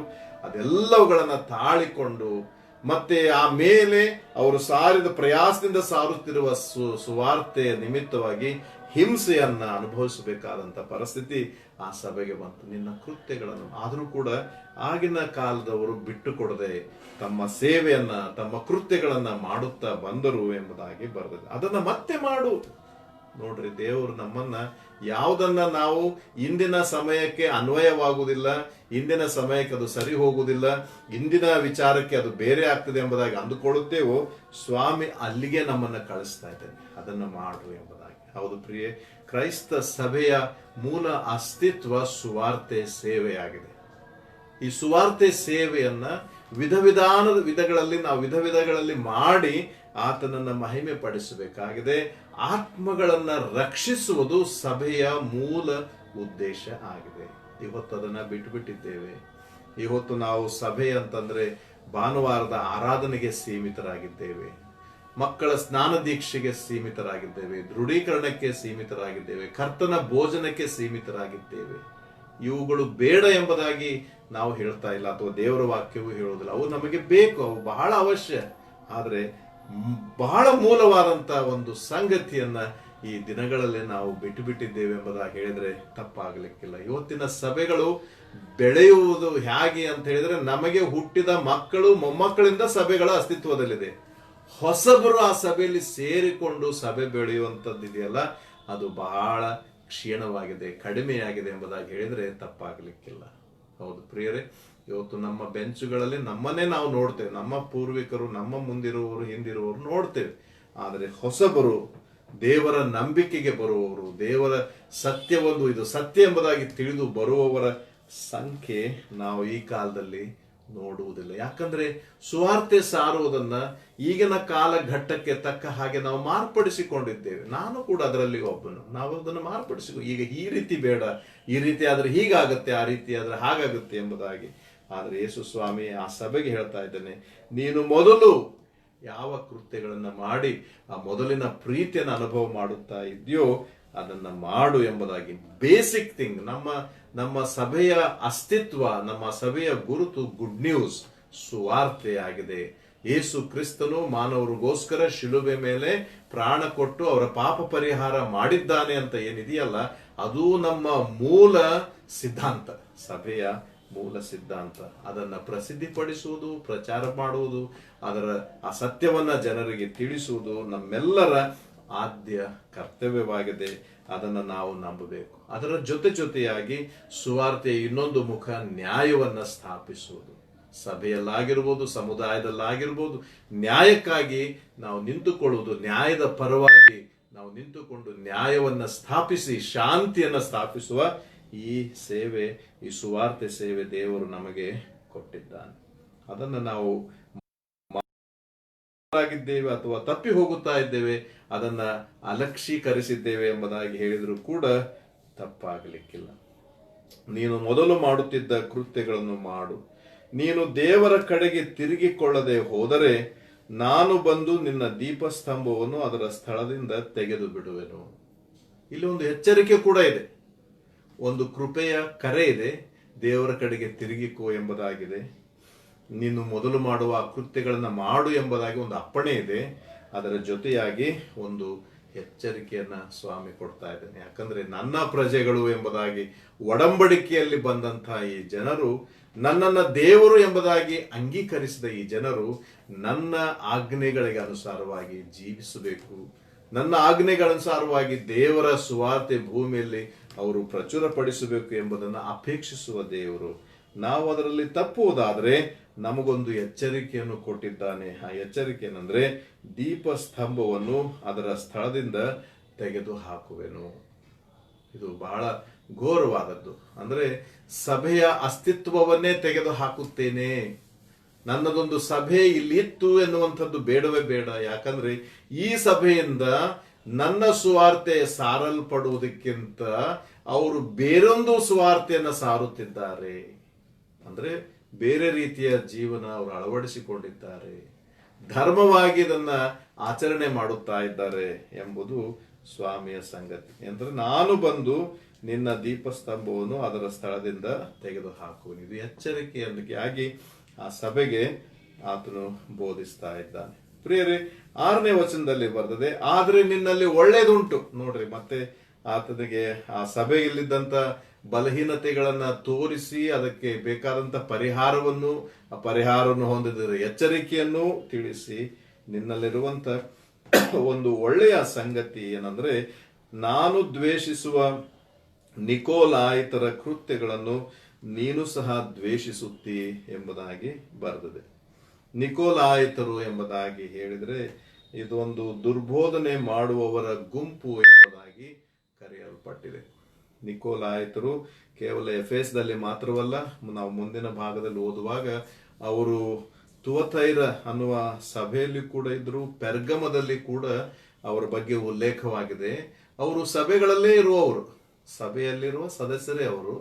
ಆದರೆ ಅವರ ನಂಬಿಕೆಯಲ್ಲಿ ಸ್ವಲ್ಪ ಬದಲಾವಣೆಯನ್ನ ಅಪೇಕ್ಷಿಸಿ ಅದನ್ನ ಜನರಲ್ಲಿ, ಆ ಸಭೆಯಲ್ಲೇ ಅವರು ಅದನ್ನ ಪ್ರಚುರಪಡಿಸುವುದಕ್ಕೆ, ಅವರನ್ನು ಆ ಬೋಧನೆಗೆ ಅನುಯಾಯಿಗಳನ್ನಾಗಿ ಮಾಡುವುದಕ್ಕೆ ಪ್ರಯತ್ನ ಮಾಡುತ್ತಿದ್ದಾರೆ.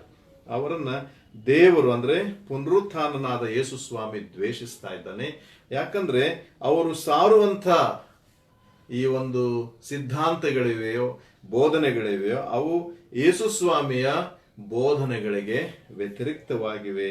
ಅಂಥವರ ಮಾತುಗಳನ್ನ ನೀವು ಆಲಿಸಬಾರದು ಎಂಬುದಾಗಿ ಇಲ್ಲಿ ಸ್ಪಷ್ಟವಾಗಿ ಯೇಸು ಕ್ರಿಸ್ತನು ಆ ಸಭೆಗೆ ಬೋಧಿಸ್ತಾ ಇದ್ದಾರೆ. ನಿಕೋಲಾಯಿತರ ಕೃತ್ಯಗಳನ್ನು ನೀನು ಸಹ ದ್ವೇಷಿಸುತ್ತಿ. ಈ ಸಭೆ, ಎಫೆಸದ ಈ ಸಭೆ ಅಂಥ ಜನರನ್ನ ಕಂಡ್ರೆ, ಅಥವಾ ಸಭೆಯಲ್ಲಿ ಯಾರಾದರೂ ಈ ನಿಕೋಲಾಯಿತರ ಗುಂಪಿಗೆ ಸೇರಿಕೊಂಡಿದ್ದರೆ ಅವರನ್ನ ಆಗಲೇ ಸಭೆಯಿಂದ ಬೇರ್ಪಡಿಸುತ್ತಿದ್ದರು. ಹಾಗಾಗಿ ನೀನು ಅವರನ್ನ ದ್ವೇಷಿಸ್ತಿ.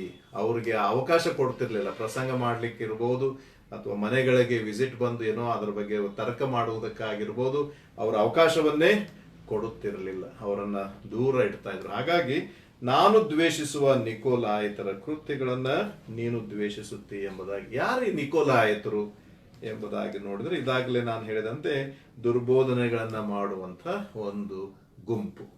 ಇವರು ಮೊದಲು ಇತಿಹಾಸದಲ್ಲಿ ಬರ್ತದೆ, ಅಪೊಸ್ತಲರ ಕೃತ್ಯದಲ್ಲಿ ಮೊದಲು ಕ್ರೈಸ್ತರಾದವರು ಅಂತಿಯೋಕ್ಯ ಪಟ್ಟಣದಲ್ಲಿ, ಅಲ್ಲಿಯ ಜನರು ಮೊದಲು ಕ್ರೈಸ್ತರಾದರು. ಆಮೇಲೆ ನೀವು 6ನೇ ಅಧ್ಯಾಯದಲ್ಲಿ ಓದುವುದಾದ್ರೆ, ಅಪೊಸ್ತಲರ ಕೃತ್ಯ 5ನೇ 6ನೇ ಅಧ್ಯಾಯದಲ್ಲಿ ಓದಿದ್ರೆ, ಅಲ್ಲಿ 7 ಜನ ಡೀಕನರನ್ನ ಹಸ್ತಾರ್ಪಣೆ ಕೊಟ್ಟು ನೇಮಕ ಮಾಡ್ತಾರೆ.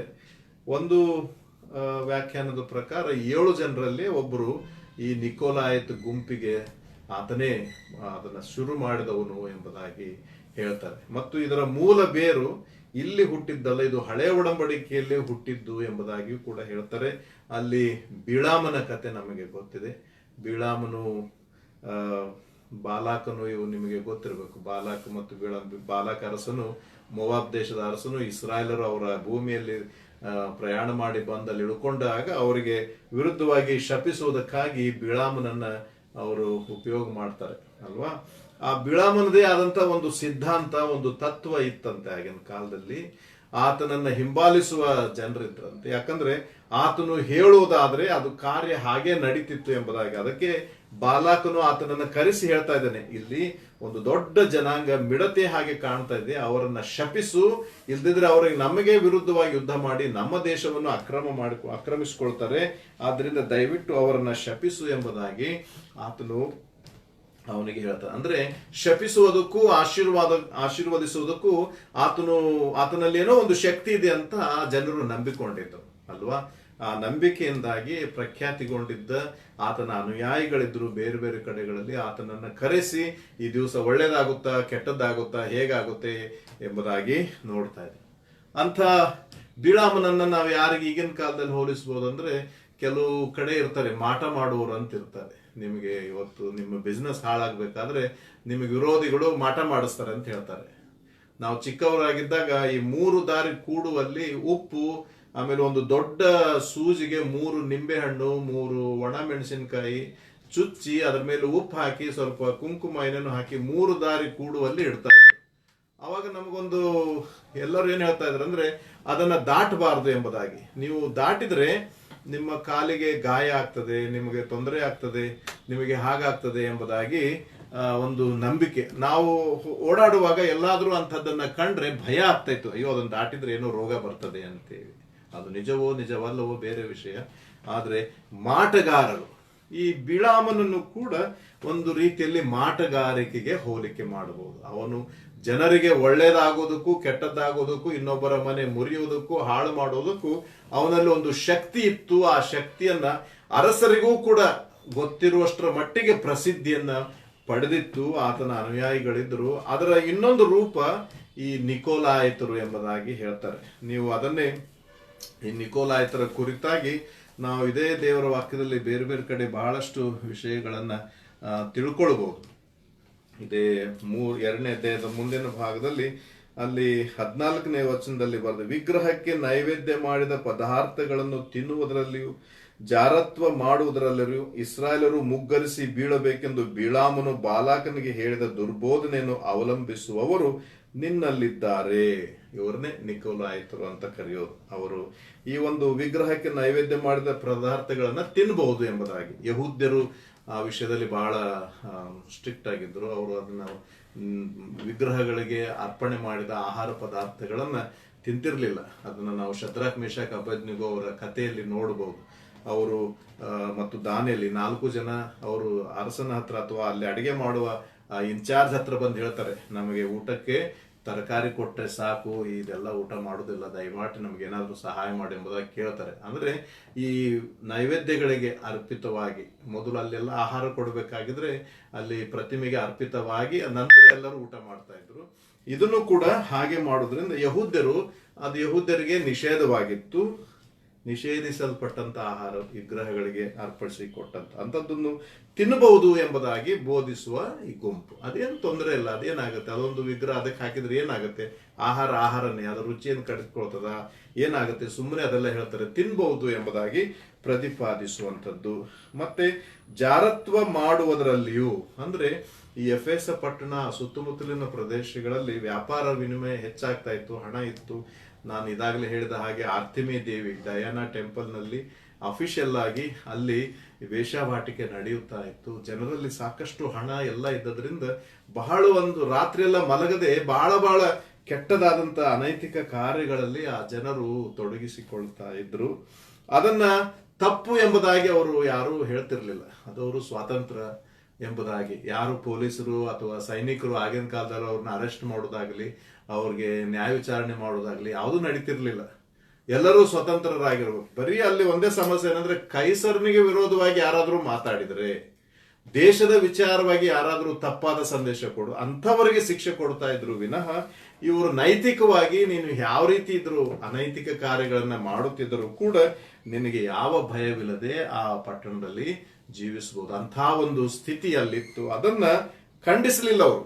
ಅದೇನ್ ತೊಂದರೆ ಇಲ್ಲ, ಜಾರತ್ವ ಮಾಡುದು ಅದೇನ್ ತೊಂದರೆ ಅಲ್ಲ, ಅದು ಸಮಸ್ಯೆ ಅಲ್ಲ, ಅದು ಪಾಪ ಅಲ್ಲ, ಅದು ನಮ್ಮ ದೈಹಿಕ ಒಂದು ನಿಯಮ, ನಮಗಿರುವಂತ ಒಂದು ಆಶೆ, ಹೀಗೆ ಎಂಬುದಾಗಿ ಬೋಧಿಸಿ ಅವರು ಅದನ್ನ ಆ ಪಾಪಗಳನ್ನು ಸಹ ಪಾಪವಲ್ಲ ಎಂಬುದಾಗಿ ತಿಳಿಸಿಕೊಡ್ತಾರೆ. ಇಸ್ರಾಯೇಲರು ಮುಗ್ಗರಿಸಿ ಬೀಳಬೇಕೆಂದು ದೇವರು ಪ್ರತಿಷ್ಠಿಸಿದ ಜನಾಂಗ ನಾಶವಾಗಬೇಕೆಂಬುದಾಗಿ ಅಪೇಕ್ಷಿಸುವಂತ ಬಿಳಾಮನ ಅನುಯಾಯಿಗಳವರು ಎಂಬುದಾಗಿ ಬರೀತಾ ಇದ್ದಾನೆ. ಇಂಥ ನಿಕೋಲಾಯಿತರ ಬೋಧನೆಯನ್ನ ನೀವು ಅವಲಂಬಿಸಿ ಜೀವನ ಮಾಡದೆ ಅವರನ್ನ ದ್ವೇಷಿಸಿದ್ದಿ, ಅದು ನನಗೆ ಬಹಳ ಸಂತೋಷದ ಸಂಗತಿ ಎಂಬುದಾಗಿ ಪುನರುತ್ಥಾನನಾದ ಯೇಸು ಸ್ವಾಮಿ ಇಲ್ಲಿ ತಿಳಿಯಪಡಿಸ್ತಾ ಇದ್ದಾನೆ. ಇನ್ನು ಮುಂದೆ ನಾವು ನೋಡ್ತೇವೆ 7ನೇ ವಚನದಲ್ಲಿ, ದೇವರಾತ್ಮನು ಸಭೆಗೆ ಹೇಳುವುದನ್ನ ಕಿವಿಯುಳ್ಳವನು ಕೇಳಲಿ, ಯಾವನು ಜಯ ಹೊಂದುತ್ತಾನೋ ಅವನಿಗೆ ದೇವರ ಪರದೈಸಿನಲ್ಲಿರುವ ಜೀವದಾಯಕ ವೃಕ್ಷದ ಹಣ್ಣನ್ನು ತಿನ್ನುವುದಕ್ಕೆ ಕೊಡುವೆನು ಎಂಬುದಾಗಿ. ಇಲ್ಲೊಂದೆರಡು ವಿಷಯ ಇದೆ. ಒಂದು, ಸಭೆಗಳಿಗೆ ಹೇಳುವುದನ್ನ ಕಿವಿಯುಳ್ಳವನು ಕೇಳಲಿ. ಆ ಮಾತು ನಮಗೆ ಎಲ್ಲಿಗೆ ನಡೆಸ್ತದೆ ಅಂದ್ರೆ, ಕೇವಲ ಎಫೆಸ ಸಭೆಗೆ ಮಾತ್ರ ಇದನ್ನು ಬರೆಯಲಿಲ್ಲ, ಇಡೀ ವಿಶ್ವದಲ್ಲಿರುವ ಎಲ್ಲಾ ಸಭೆಗಳಿಗೆ, ಎಲ್ಲಾ ಸಭೆಗಳನ್ನು ಉದ್ದೇಶಿಸಿ, ಭೂತ ವರ್ತಮಾನ ಭವಿಷ್ಯತ್ ಕಾಲದಲ್ಲಿರುವ ಎಲ್ಲ ಸಭೆಗಳನ್ನು ಉದ್ದೇಶಿಸಿ ಈ ಮಾತುಗಳು ಬರೆಯಲ್ಪಟ್ಟಿವೆ ಎಂಬುದು ಇಲ್ಲಿ ನಮಗೆ ಸ್ಪಷ್ಟವಾಗ್ತದೆ. ದೇವರಾತ್ಮನು ಸಭೆಗೆ ಹೇಳುವುದನ್ನು ಕಿವಿಯುಳ್ಳವನು ಕೇಳಲಿ. ಕಿವಿಯುಳ್ಳವನು ಕೇಳಲಿ ಅಂದ್ರೆ ತಿಳುಕೊಳ್ಳುವುದಕ್ಕೆ ಸಾಮರ್ಥ್ಯವುಳ್ಳವನು ತಿಳಿದುಕೊಳ್ಳಲಿ ಎಂಬುದಾಗಿ, ಅದು ಅದರ ಅರ್ಥ. ಗ್ರಹಿಸುವುದಕ್ಕೆ ಸಾಮರ್ಥ್ಯವುಳ್ಳವರು ನೀವಾಗಿದ್ರೆ ಈ ಮಾತುಗಳನ್ನ, ನಾ ಹೇಳಿದ ಮಾತುಗಳನ್ನ ಗ್ರಹಿಸ್ತೀರಿ, ಚಾಚು ತಪ್ಪದೆ ಅವುಗಳನ್ನ ಪಾಲಿಸ್ತೀರಿ. ಗ್ರಹಿಸುವ ಶಕ್ತಿ, ದೇವರ ವಾಕ್ಯವನ್ನ ಅರ್ಥೈಸಿಕೊಳ್ಳುವ, ಗ್ರಹಿಸಿಕೊಳ್ಳುವ ಶಕ್ತಿ ಇವತ್ತು ನಮಗೆ ಬೇಕಾಗಿದೆ ಪ್ರಿಯರೇ. ನಮ್ಮ ಪ್ರಸಂಗಗಳನ್ನ ಎಷ್ಟೋ ಸಾರಿ ನಾವು ಲಕ್ಷ್ಯವಿಟ್ಟು ಕೇಳುವುದಿಲ್ಲ. ಯಾಕಂತ ಹೇಳಿದ್ರೆ ಅದರಲ್ಲಿ ಏನು ವಿಷಯ ಇರ್ತದೆ ಎಂಬುದಾಗಿ ಎಲ್ಲೆಲ್ಲೋ ನಾವು ವಿಚಾರ ಮಾಡ್ತಾ ಕೊನೆಗೆ ಏನು ಪ್ರಸಂಗ ಮಾಡಿದ್ರು ಗೊತ್ತಾಗದೇ ಇರುವಂತ ಸ್ಥಿತಿಯಲ್ಲಿ ಚರ್ಚೆಯಿಂದ ಎದ್ದು ಹೋಗ್ಬಿಡುತ್ತೆ ಒಂದೊಂದ್ಸರ್ತಿ. ಪ್ರಿಯರೇ, ದೇವರ ವಾಕ್ಯ ಹೇಳ್ತದೆ, ಕಿವಿಯುಳ್ಳವನು ಕೇಳಲಿ. ಗ್ರಹಿಸುವ ಶಕ್ತಿ ನಮಗೆ ಅವಶ್ಯವಾಗಿದೆ. ನಾವು ತದೇಕ ಚಿತ್ತದಿಂದ ಕುಳಿತು ಈ ಹೊತ್ತಿನ ಸಂದೇಶ ಏನು ಎಂಬ ಪ್ರಶ್ನೆಯೊಂದಿಗೆ ನಾವು ಕೇಳುವುದಾದ್ರೆ ಅವು ನಮಗೆ ಅರ್ಥವಾಗ್ತದೆ, ತಿಳಿದುಕೊಳ್ಳುವಂತವರು ನಾವು ಆಗ್ತೇವೆ. ಕಿವಿಯುಳ್ಳವನು ಕೇಳಲಿ, ತಿಳಿದುಕೊಳ್ಳುವ ಸಾಮರ್ಥ್ಯ ಉಳ್ಳವನು ತಿಳಿದುಕೊಳ್ಳಲಿ. ಏನ್ ತಿಳಿದುಕೊಳ್ಳಬೇಕು? ಯಾವನು ಜಯ ಹೊಂದುತ್ತಾನೋ ಅವನಿಗೆ ದೇವರ ಪರದೈಸಿನಲ್ಲಿರುವ ಜೀವದಾಯಕ ವೃಕ್ಷದ ಹಣ್ಣನ್ನ ತಿನ್ನುವುದಕ್ಕೆ ಕೊಡುತ್ತೇನೆ. ಜಯ ಹೊಂದುತ್ತಾನೋ ಎಂಬುದಾಗಿ ಹೇಳಿದ್ರೆ, ಈ ರಕ್ಷಣೆಯನ್ನ ಹೊಂದಿ ಉಳಿಸಿಕೊಂಡು ಕೊನೆಯವರೆಗೂ ಅದರಲ್ಲೇ ನಡೆದು ದೇವರು ಕರೆಯುವಾಗ ನಿತ್ಯ ಜೀವಕ್ಕೆ ಬಾಧ್ಯರಾಗುತ್ತಾರಲ್ಲ, ಅದಕ್ಕೆ ಜಯ ಹೊಂದುವುದು ಎಂಬುದಾಗಿ ಹೇಳ್ತಾರೆ. ಕೇವಲ ನಾನು ರಕ್ಷಣೆ ಹೊಂದಿದೆ, ನಾನು ಜಯ ಹೊಂದಿದೆ ಎಂಬುದಾಗೆಲ್ಲ, ಹೊಂದಿದ ರಕ್ಷಣೆಯನ್ನ ನಾವು ಅನುದಿನವೂ ಅದನ್ನ ಕಾಪಾಡಿಕೊಂಡು ಹೋಗಬೇಕು. ಅದಕ್ಕೆ ಮತ್ತಾಯನ ಸುವಾರ್ತೆ 10ನೇ ಅಧ್ಯಾಯದಲ್ಲಿ ಬರೆದಿದೆ, ಕೊನೆಯವರೆಗೂ ತಾಳುವವನು ರಕ್ಷಣೆ ಹೊಂದುವನು ಎಂಬುದಾಗಿ. ರಕ್ಷಣೆಯಲ್ಲಿ 3 ವಿಧಾನ ಇದೆ. ಒಂದು, ಯೇಸು ಸ್ವಾಮಿಯನ್ನ ಅಂಗೀಕಾರ ಮಾಡಿಕೊಳ್ಳುವುದು, ಪಾಪಗಳಿಂದ ಬಿಡುಗಡೆ ಹೊಂದುವುದು. ಸ್ವಾಮಿ, ನನ್ನ ಹೃದಯದೊಳಗೆ ಬಾ, ನನ್ನ ಪಾಪಗಳನ್ನು ಕ್ಷಮಿಸು, ನನ್ನನ್ನು ತೊಳೆ, ಶುದ್ಧಿಪಡಿಸು, ಇನ್ನು ಮೇಲೆ ನಾನು ನಿನ್ನ ಮಗನಾಗಿ ಜೀವಿಸ್ತೇನೆ. ಇದು ಒಂದು. ಎರಡನೇದು, ರಕ್ಷಣೆ ಹೊಂದುತ್ತಾ ಇರ್ಬೇಕು. ನಾವು ಪ್ರತಿದಿನ ಈ ರಕ್ಷಣೆಯ ದಾರಿಯಲ್ಲಿ ನಡೆಯುವಾಗ ನಾವು ಮತ್ತೆ ತಪ್ಪು ಮಾಡೋರಿರ್ತೇವೆ, ಪಾಪ ಮಾಡೋರಿರ್ತೇವೆ, ದೇವರಿಂದ ದೂರ ಹೋಗುವಂತ ಸ್ಥಿತಿ ಬರ್ತದೆ. ಇದೇ ಎಫೆಸ ಪಟ್ಟಣಕ್ಕೆ ಬರೆದಿದ್ದಾನೆ, ಮೊದಲಿದ್ದ ಪ್ರೀತಿಯನ್ನ ಬಿಟ್ಟು ಬಿಟ್ಟಿದ್ದೆ. ಅಂತಹ ಸ್ಥಿತಿಗಳು ಬರ್ತವೆ. ಆ ಸ್ಥಿತಿಗಳನ್ನೆಲ್ಲ ದಾಟಿ ನಾವು ಹೋಗುವಾಗ ಆ ಪ್ರೀತಿಯನ್ನ ಬಿಡದೆ ರಕ್ಷಣೆಯನ್ನ ಕಾಪಾಡಿಕೊಂಡು ಕೊನೆಯವರೆಗೂ, ಅಂದ್ರೆ ನಮ್ಮ ಮರಣದ ದಿನದವರೆಗೂ ಅಥವಾ ಕ್ರಿಸ್ತನ ಬರೋಣದವರೆಗೂ ಅದನ್ನ ಕಾಪಾಡಿಕೊಳ್ಳೋದು. ಇನ್ನು 3ನೇ ರಕ್ಷಣೆ ಪರಲೋಕ, ನಿತ್ಯ ಜೀವ. ಅದು ನಮಗೆ ದೇವರು ಮೀಸಲಾಗಿಟ್ಟಿರುವಂತ ರಕ್ಷಣೆ. ಅದಕ್ಕೆ ಆ ಪರಲೋಕದ ನಿತ್ಯ ಜೀವದ ರಕ್ಷಣೆ ನೀನು ನಾನು ಹೊಂದಬೇಕಾಗಿದ್ರೆ ಇಲ್ಲಿ ಯೇಸು ಸ್ವಾಮಿಯಲ್ಲಿ ನಮಗೆ ಸಿದ್ಧ ಮಾಡಿದ, ಪಾಪ ಕ್ಷಮಾಪಣೆಗೋಸ್ಕರ ಸಿದ್ಧ ಮಾಡಿದ ರಕ್ಷಣೆಯನ್ನು ನಾವು ಹೊಂದಿಕೊಳ್ಳಬೇಕು. ಆ ರಕ್ಷಣೆಯಲ್ಲಿ ನಾವು ಜೀವಿಸಬೇಕು. ಅದನ್ನ ಕಾಪಾಡಿಕೊಳ್ಳುವುದಾದ್ರೆ ನಮಗೆ ನಿತ್ಯ ಜೀವವೆಂಬ ರಕ್ಷಣೆ ದೊರೆಯುತ್ತದೆ. ಅದಕ್ಕೆ ಜಯ ಹೊಂದುವವನು ಎಂಬುದಾಗಿ ಹೇಳ್ತಾರೆ. ಜಯ ಹೊಂದುವನು. ಅಂದ್ರೆ ಈ ಕೊನೆಯವರೆಗೂ ಈ ಹೋರಾಟದಲ್ಲಿ ಸೈತಾನನಿಗೆ ವಿರುದ್ಧವಾಗಿ ಹೋರಾಡಿ ಯಾರು ಪಾಪರಹಿತವಾದ ಜೀವನ ಮಾಡಿ ಜಯ ಹೊಂದುತ್ತಾರೋ ಅವರಿಗೆ ವಾಗ್ದಾನ. ಏನು ವಾಗ್ದಾನ? ಪರದೈಸಿನಲ್ಲಿರುವ ಜೀವದಾಯಕ ವೃಕ್ಷದ ಹಣ್ಣನ್ನು ತಿನ್ನುವುದಕ್ಕೆ ಕೊಡುವೆನು. ಪರದೈಸು ಮತ್ತು ಜೀವದಾಯಕ ವೃಕ್ಷ ಇವೆರಡು ಸ್ವಲ್ಪ ನಮಗೆ ಗೊಂದಲವನ್ನ ಉಂಟು ಮಾಡುವಂತ ಸಂಗತಿ. ಎಲ್ಲಿದೆ ಪರದೈಸು ಹೇಳುವುದು ಕಷ್ಟ. ಯಹೂದ್ಯರು ಅಂದುಕೊಂಡಿದ್ರು ಈ ಭೂಮಿಯಲ್ಲೇ ಒಂದು ಸ್ಥಳವನ್ನ ದೇವರು ನಿರ್ಮಾಣ ಮಾಡಿದ್ದಾನೆ, ಅದೇ ಪರದೈಸು, ಸತ್ತವರೆಲ್ಲರ ಆತ್ಮಗಳು ಅಲ್ಲೇ ಶೇಖರಣೆ ಆಗಿರ್ತವೆ ಎಂಬುದಾಗಿ. ಇನ್ನೂ ಕೆಲವರ ಅನಿಸಿಕೆಯಲ್ಲಿ ಆಕಾಶಕ್ಕೂ ಭೂಮಿಗೂ ಮಧ್ಯದಲ್ಲಿ ಎಲ್ಲೋ ಒಂದು ಕಡೆ ಈ ಎಲ್ಲಾ ಆತ್ಮಗಳನ್ನ ಕ್ರೋಢೀಕರಿಸುವುದಕ್ಕಾಗಿ ಏರ್ಪಡಿಸಿದ ಒಂದು ಸ್ಥಳ ಎಂಬುದಾಗಿ ಹೇಳ್ತಾರೆ. ಗೊತ್ತಿಲ್ಲ, ಅದು ನಿಜವಾಗಿಯೂ ಅದರ ಬಗ್ಗೆ ಹೆಚ್ಚಿನ ವ್ಯಾಖ್ಯಾನಗಳು ದೇವರ ವಾಕ್ಯದಲ್ಲಿ ಇಲ್ಲ. ಆದರೆ ಪರದೈಸು ಅದು ನಿತ್ಯಾನಂದವನ್ನ ಕೊಡುವಂತಹ ಒಂದು ಸಂಗತಿ. ಯಾಕಂದ್ರೆ ಯೇಸು ಸ್ವಾಮಿ ಕ್ರೂಜಲ್ಲಿ ಆ ಕಳ್ಳನಿಗೆ ನನ್ನ ಸಂಗಡ ಪರದೈಸಿನಲ್ಲಿರುವೆ ಅಂತ ಹೇಳಿದ್ದಾನೆ. ಅಂದ್ರೆ ನಾನು ಆ ಪರದೈಸಿನಲ್ಲಿ ಇರ್ತೇನೆ, ನೀನು ಇರುತ್ತೆ ಎಂಬುದಾಗಿ. ಅದನ್ನು ಸ್ಪಷ್ಟವಾಗಿ ಅರ್ಥ ಮಾಡಿಕೊಳ್ಳೋದೊಂದು ಪರಲೋಕದ ಸನ್ನಿವೇಶ, ಪರಲೋಕದ ಅನುಭವ. ಅದಕ್ಕೆ ಸಪರೇಟ್ ಆದೊಂದು ಒಂದು ಒಂದು ಸ್ಥಳ ಎಂಬುದಾಗಿ ಹೇಳುವುದಕ್ಕಾಗುವುದಿಲ್ಲ. ಇನ್ನು ಕೆಲವರು ನಂಬಿದ್ರು ಇದು ಏದೆನ್ ತೋಟ ಎಂಬುದಾಗಿ. ಯೇಸು ದೇವರೇನು ಸೃಷ್ಟಿ ಮಾಡಿದ್ದನು ಆ ಏದೆನ್ ತೋಟವೇ ಪರದೈಸು ಎಂಬುದಾಗಿ ಕೆಲವರ ನಂಬಿಕೆ. ಅದಕ್ಕೆ ಅದು ಭೂಮಿ ಮೇಲೆ ಇದೆ ಎಂಬುದಾಗಿ ಹೇಳ್ತಾ ಇದ್ರು. ಏನೇ ಇರ್ಲಿ ಪ್ರಿಯರೇ, ಪರದೈಸಿನಲ್ಲಿರುವ ಅಂದ್ರೆ ದೇವರ ಹತೋಟಿಯಲ್ಲಿರುವಂತ ಜೀವದಾಯಕ ವೃಕ್ಷ. ಈ ಆದಮ ಹವ್ವಳರ ಮಧ್ಯದ ಏದೆನ್ ತೋಟದಲ್ಲಿ ಎರಡು ಮರಗಳಿದ್ದು, ಒಂದು ಒಳ್ಳೆಯದರ ಕೆಟ್ಟದರ ಅರಿವನ್ನು ಉಂಟು ಮಾಡುವಂಥದ್ದು, ಇನ್ನೊಂದು ಜೀವದಾಯಕ ವೃಕ್ಷ. ಇವನು ಕೆಟ್ಟದ್ದರ ಒಳ್ಳೆಯದರ ಅರಿವನ್ನುಂಟು ಮಾಡುವ ಹಣ್ಣನ್ನು ತಿಂದದ್ದರಿಂದ ಅದರ ಫಲಿತಾಂಶವನ್ನು ನಾವೀಗ ಅನುಭವ ಮಾಡ್ತಾ ಇದ್ದೇವೆ. ನಾವು ನಿತ್ಯ ಜೀವಕ್ಕೆ ಹೋಗುವಾಗ ಜಯ ಹೊಂದುವವನಿಗೆ ದೇವರು ಪರದೈಸಿನಲ್ಲಿರುವ ಜೀವದಾಯಕ ವೃಕ್ಷದ ಹಣ್ಣನ್ನು ತಿನ್ನುವುದಕ್ಕೆ ಕೊಡುತ್ತಾನೆ. ಜೀವದಾಯಕ ಅಂದ್ರೆ ಇನ್ನು ಸಾವು ಇಲ್ಲ ಎಂಬುದಾಗಿ. ಇನ್ನು ಪರಲೋಕದಲ್ಲಿ ಅವರು ಹಣ್ಣನ್ನು ಕೊಡುತ್ತಾನೆ, ನಿಜವಾಗಿಯೂ ಒಂದು ಹಣ್ಣನ್ನು ತಿನ್ನುವುದಕ್ಕೆ ಕೊಡುತ್ತಾನೆ ಎಂಬುದಾಗಿ ಅಂದುಕೊಳ್ಳದೆ ಪರಲೋಕದ ನಿವಾಸಿಗಳು ನಾವಾಗುತ್ತೇವೆ. ಅದನ್ನೇ ಮುಂದಿನ ಅಧ್ಯಾಯಗಳಲ್ಲಿ ಬರೆದಿದ್ದಾರೆ. ಅಲ್ಲಿ ಪಾಪವಿಲ್ಲ, ಅಲ್ಲಿ ಹಸಿವೆ ಇಲ್ಲ, ಅಲ್ಲಿ ನೀರಡಿಕೆ ಇಲ್ಲ ಅಲ್ವಾ. ನಾವು ಹಾಡ್ತೇವೆ ಸ್ವರ್ಗ ಎಂಬುದೊಂದು ಒಳ್ಳೆಯ ಸ್ಥಳ ಎಂಬುದಾಗಿ ಹಾಡ್ತೇವಲ್ಲ, ಅಲ್ಲಿ ಯಾವುದೇ ರೀತಿಯ ಮರಣದ ವಾಸನೆ ಕೂಡ ಅಲ್ಲಿಲ್ಲ. ನಿತ್ಯವಾಗಿ ಜೀವಿಸುವ, ಚಲಿಸುವ ಒಂದು ಸನ್ನಿವೇಶ, ಒಂದು ವಾತಾವರಣ ಪರಲೋಕದಲ್ಲಿ ನಮಗೆ ಇರುತ್ತದೆ. ಅಂದ್ರೆ ಜೀವದಾಯಕ ವೃಕ್ಷದ ಹಣ್ಣನ್ನು ಕೊಡುತ್ತೇನೆ ಅಂತ ಹೇಳೋದ್ರ ಮೂಲಕ ಪರಲೋಕ, ಪರದೈಸು ಅಂತ ಏನು ದೇವರು ವಾಗ್ದಾನ ಮಾಡಿಟ್ಟಿದ್ದಾನೆ ಅದರಲ್ಲಿ ನಿನ್ನನ್ನ ಸೇರಿಸ್ತಾನೆ, ನನ್ನನ್ನ ಸೇರಿಸ್ತಾನೆ. ಅಲ್ಲಿರುವಂಥದ್ದೆಲ್ಲವೂ ಕೂಡ ನಮ್ಮ ಅಧೀನದಲ್ಲಿ ನಮಗೋಸ್ಕರವಾಗಿ ಇರುವಂಥವುಗಳಾಗಿವೆ ಎಂಬುದೇ ಈ ವಾಕ್ಯದ ತಾತ್ಪರ್ಯ. ಪ್ರಿಯರೇ, ಇಲ್ಲಿಯವರೆಗೆ 2ನೇ ಅಧ್ಯಾಯದ 1-7 ವಚನಗಳ ಧ್ಯಾನವನ್ನ ನಾವು ಮಾಡಿದ್ದೇವೆ. ಇದರಲ್ಲಿ ಇನ್ನೇನಾದ್ರೂ ಸೇರಿಸಬೇಕಾಗಿದ್ರೆ ಅಥವಾ ಏನಾದ್ರೂ ವಿಷಯಗಳನ್ನ ಇನ್ನೂ ಅರ್ಥವಾಗದಿದ್ರೆ ಈ ವಿಡಿಯೋವನ್ನ ನಾನು ಮತ್ತೆ ಯೂಟ್ಯೂಬ್ ಅಲ್ಲಿ ಅಪ್ಲೋಡ್ ಮಾಡಿರ್ತೇನೆ. ನೀವು ಅಲ್ಲಿಯೂ ಕೂಡ ಮತ್ತೊಮ್ಮೆ ಅದನ್ನ ನೋಡಬಹುದು. ನನ್ನೊಂದಿಗೆ ಫೋನ್ ಮೂಲಕ ಅಥವಾ ಭೇಟಿಯಾಗಿ ವಿಚಾರದಲ್ಲಿ ಮಾತಾಡಬಹುದು. ದೇವರು ನಿಮ್ಮೆಲ್ಲರನ್ನ ವಿಶೇಷವಾಗಿ ಆಶೀರ್ವದಿಸಲಿ. ಬರುವ ಬುಧವಾರ ಮತ್ತೆ ನಾವು ಭೇಟಿಯಾಗೋಣ, ಮುಂದಿನ ಭಾಗಕ್ಕೆ ಹೋಗೋಣ. ಮುಂದಿನ ಇನ್ನೊಂದು ಸಭೆ, ಅದು 8ನೇ ಅಧ್ಯಾಯದಿಂದ 11ನೇ ವಚನದಲ್ಲಿರುವಂತಹ ಸ್ಮೂರ್ಣ ಎಂಬ ಪಟ್ಟಣದಲ್ಲಿರುವ ಸಭೆಯ ಕುರಿತಾಗಿ ನಾವು ಧ್ಯಾನ ಮಾಡೋಣ. ದೇವರು ನಮ್ಮೆಲ್ಲರನ್ನ ಆಶೀರ್ವಾದ ಮಾಡಲಿ. ಆಮೇಲೆ ಪ್ರಾರ್ಥನೆ. ಕೃಪಾಳು ದೇವರೇ, ಎಫೆಸ ಪಟ್ಟಣದಲ್ಲಿರುವ ಸಭೆಯನ್ನು ಉದ್ದೇಶಿಸಿ ಯೋಹಾನನಿಗೆ ನೀನು ಕೊಟ್ಟ ಪ್ರಕಟಣೆಯಲ್ಲಿರುವಂತ ಎಷ್ಟೋ ಸಂಗತಿಗಳನ್ನ ಅತ್ಯಂತ ಸರಳವಾಗಿ ನೀನು ನಮಗೆ ಇವತ್ತು ಬೋಧಿಸಿದ್ದಿ. ನಿನ್ನ ನಾಮಕ್ಕೆ ಸ್ತೋತ್ರ. ನಾವು ಅರ್ಥ ಮಾಡಿಕೊಂಡಿರುವ ಈ ಸಂಗತಿಗಳನ್ನ ಕರ್ತನೆ ನಮ್ಮ ಹೃದಯದಲ್ಲಿಟ್ಟುಕೊಂಡು ಅವುಗಳ ಹಾಗೆ ನಡೆಯುವುದಕ್ಕೆ ಪ್ರಯತ್ನ ಮಾಡುವ ಮನುಷ್ಯರು ನಾವಾಗಿರುವಂತೆ ಕರುಣಿಸು. ಯಾಕಂದ್ರೆ ಜಯ ಹೊಂದುವ ಮನುಷ್ಯನಿಗೆ ನೀನು ಸ್ವರ್ಗವನ್ನೇ ವಾಗ್ದಾನ ಮಾಡಿಟ್ಟಿದ್ದೀಯಪ್ಪ.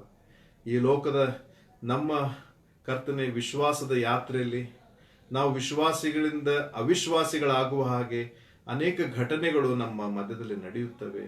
ಅವುಗಳಿಗೆ ನಾವು ಲಕ್ಷ್ಯ ಕೊಡದೆ ಸ್ವಾಮಿ ಅವುಗಳನ್ನು ಜಯಿಸುತ್ತಾ ಮುಂದೆ ಸಾಗಿ ಕೊನೆಯವರೆಗೂ ತಾಳಿಕೊಂಡು ನೀನು ಕೊಡುವ ನಿತ್ಯ ಜೀವ ಎಂಬ ರಕ್ಷಣೆ ನಾವು ಹೊಂದುವಂತೆ, ಆ ಜೀವದಾಯಕ ವೃಕ್ಷದ ಫಲವನ್ನು ನಾವು ಸೇವಿಸುವಂತೆ ನಿನ್ನ ಕೃಪೆ, ನಿನ್ನ ಆಶೀರ್ವಾದ ನಮ್ಮೆಲ್ಲರಿಗೂ ಅನುಗ್ರಹಿಸೆಂದು ಬೇಡಿಕೊಳ್ಳುತ್ತೇವೆ.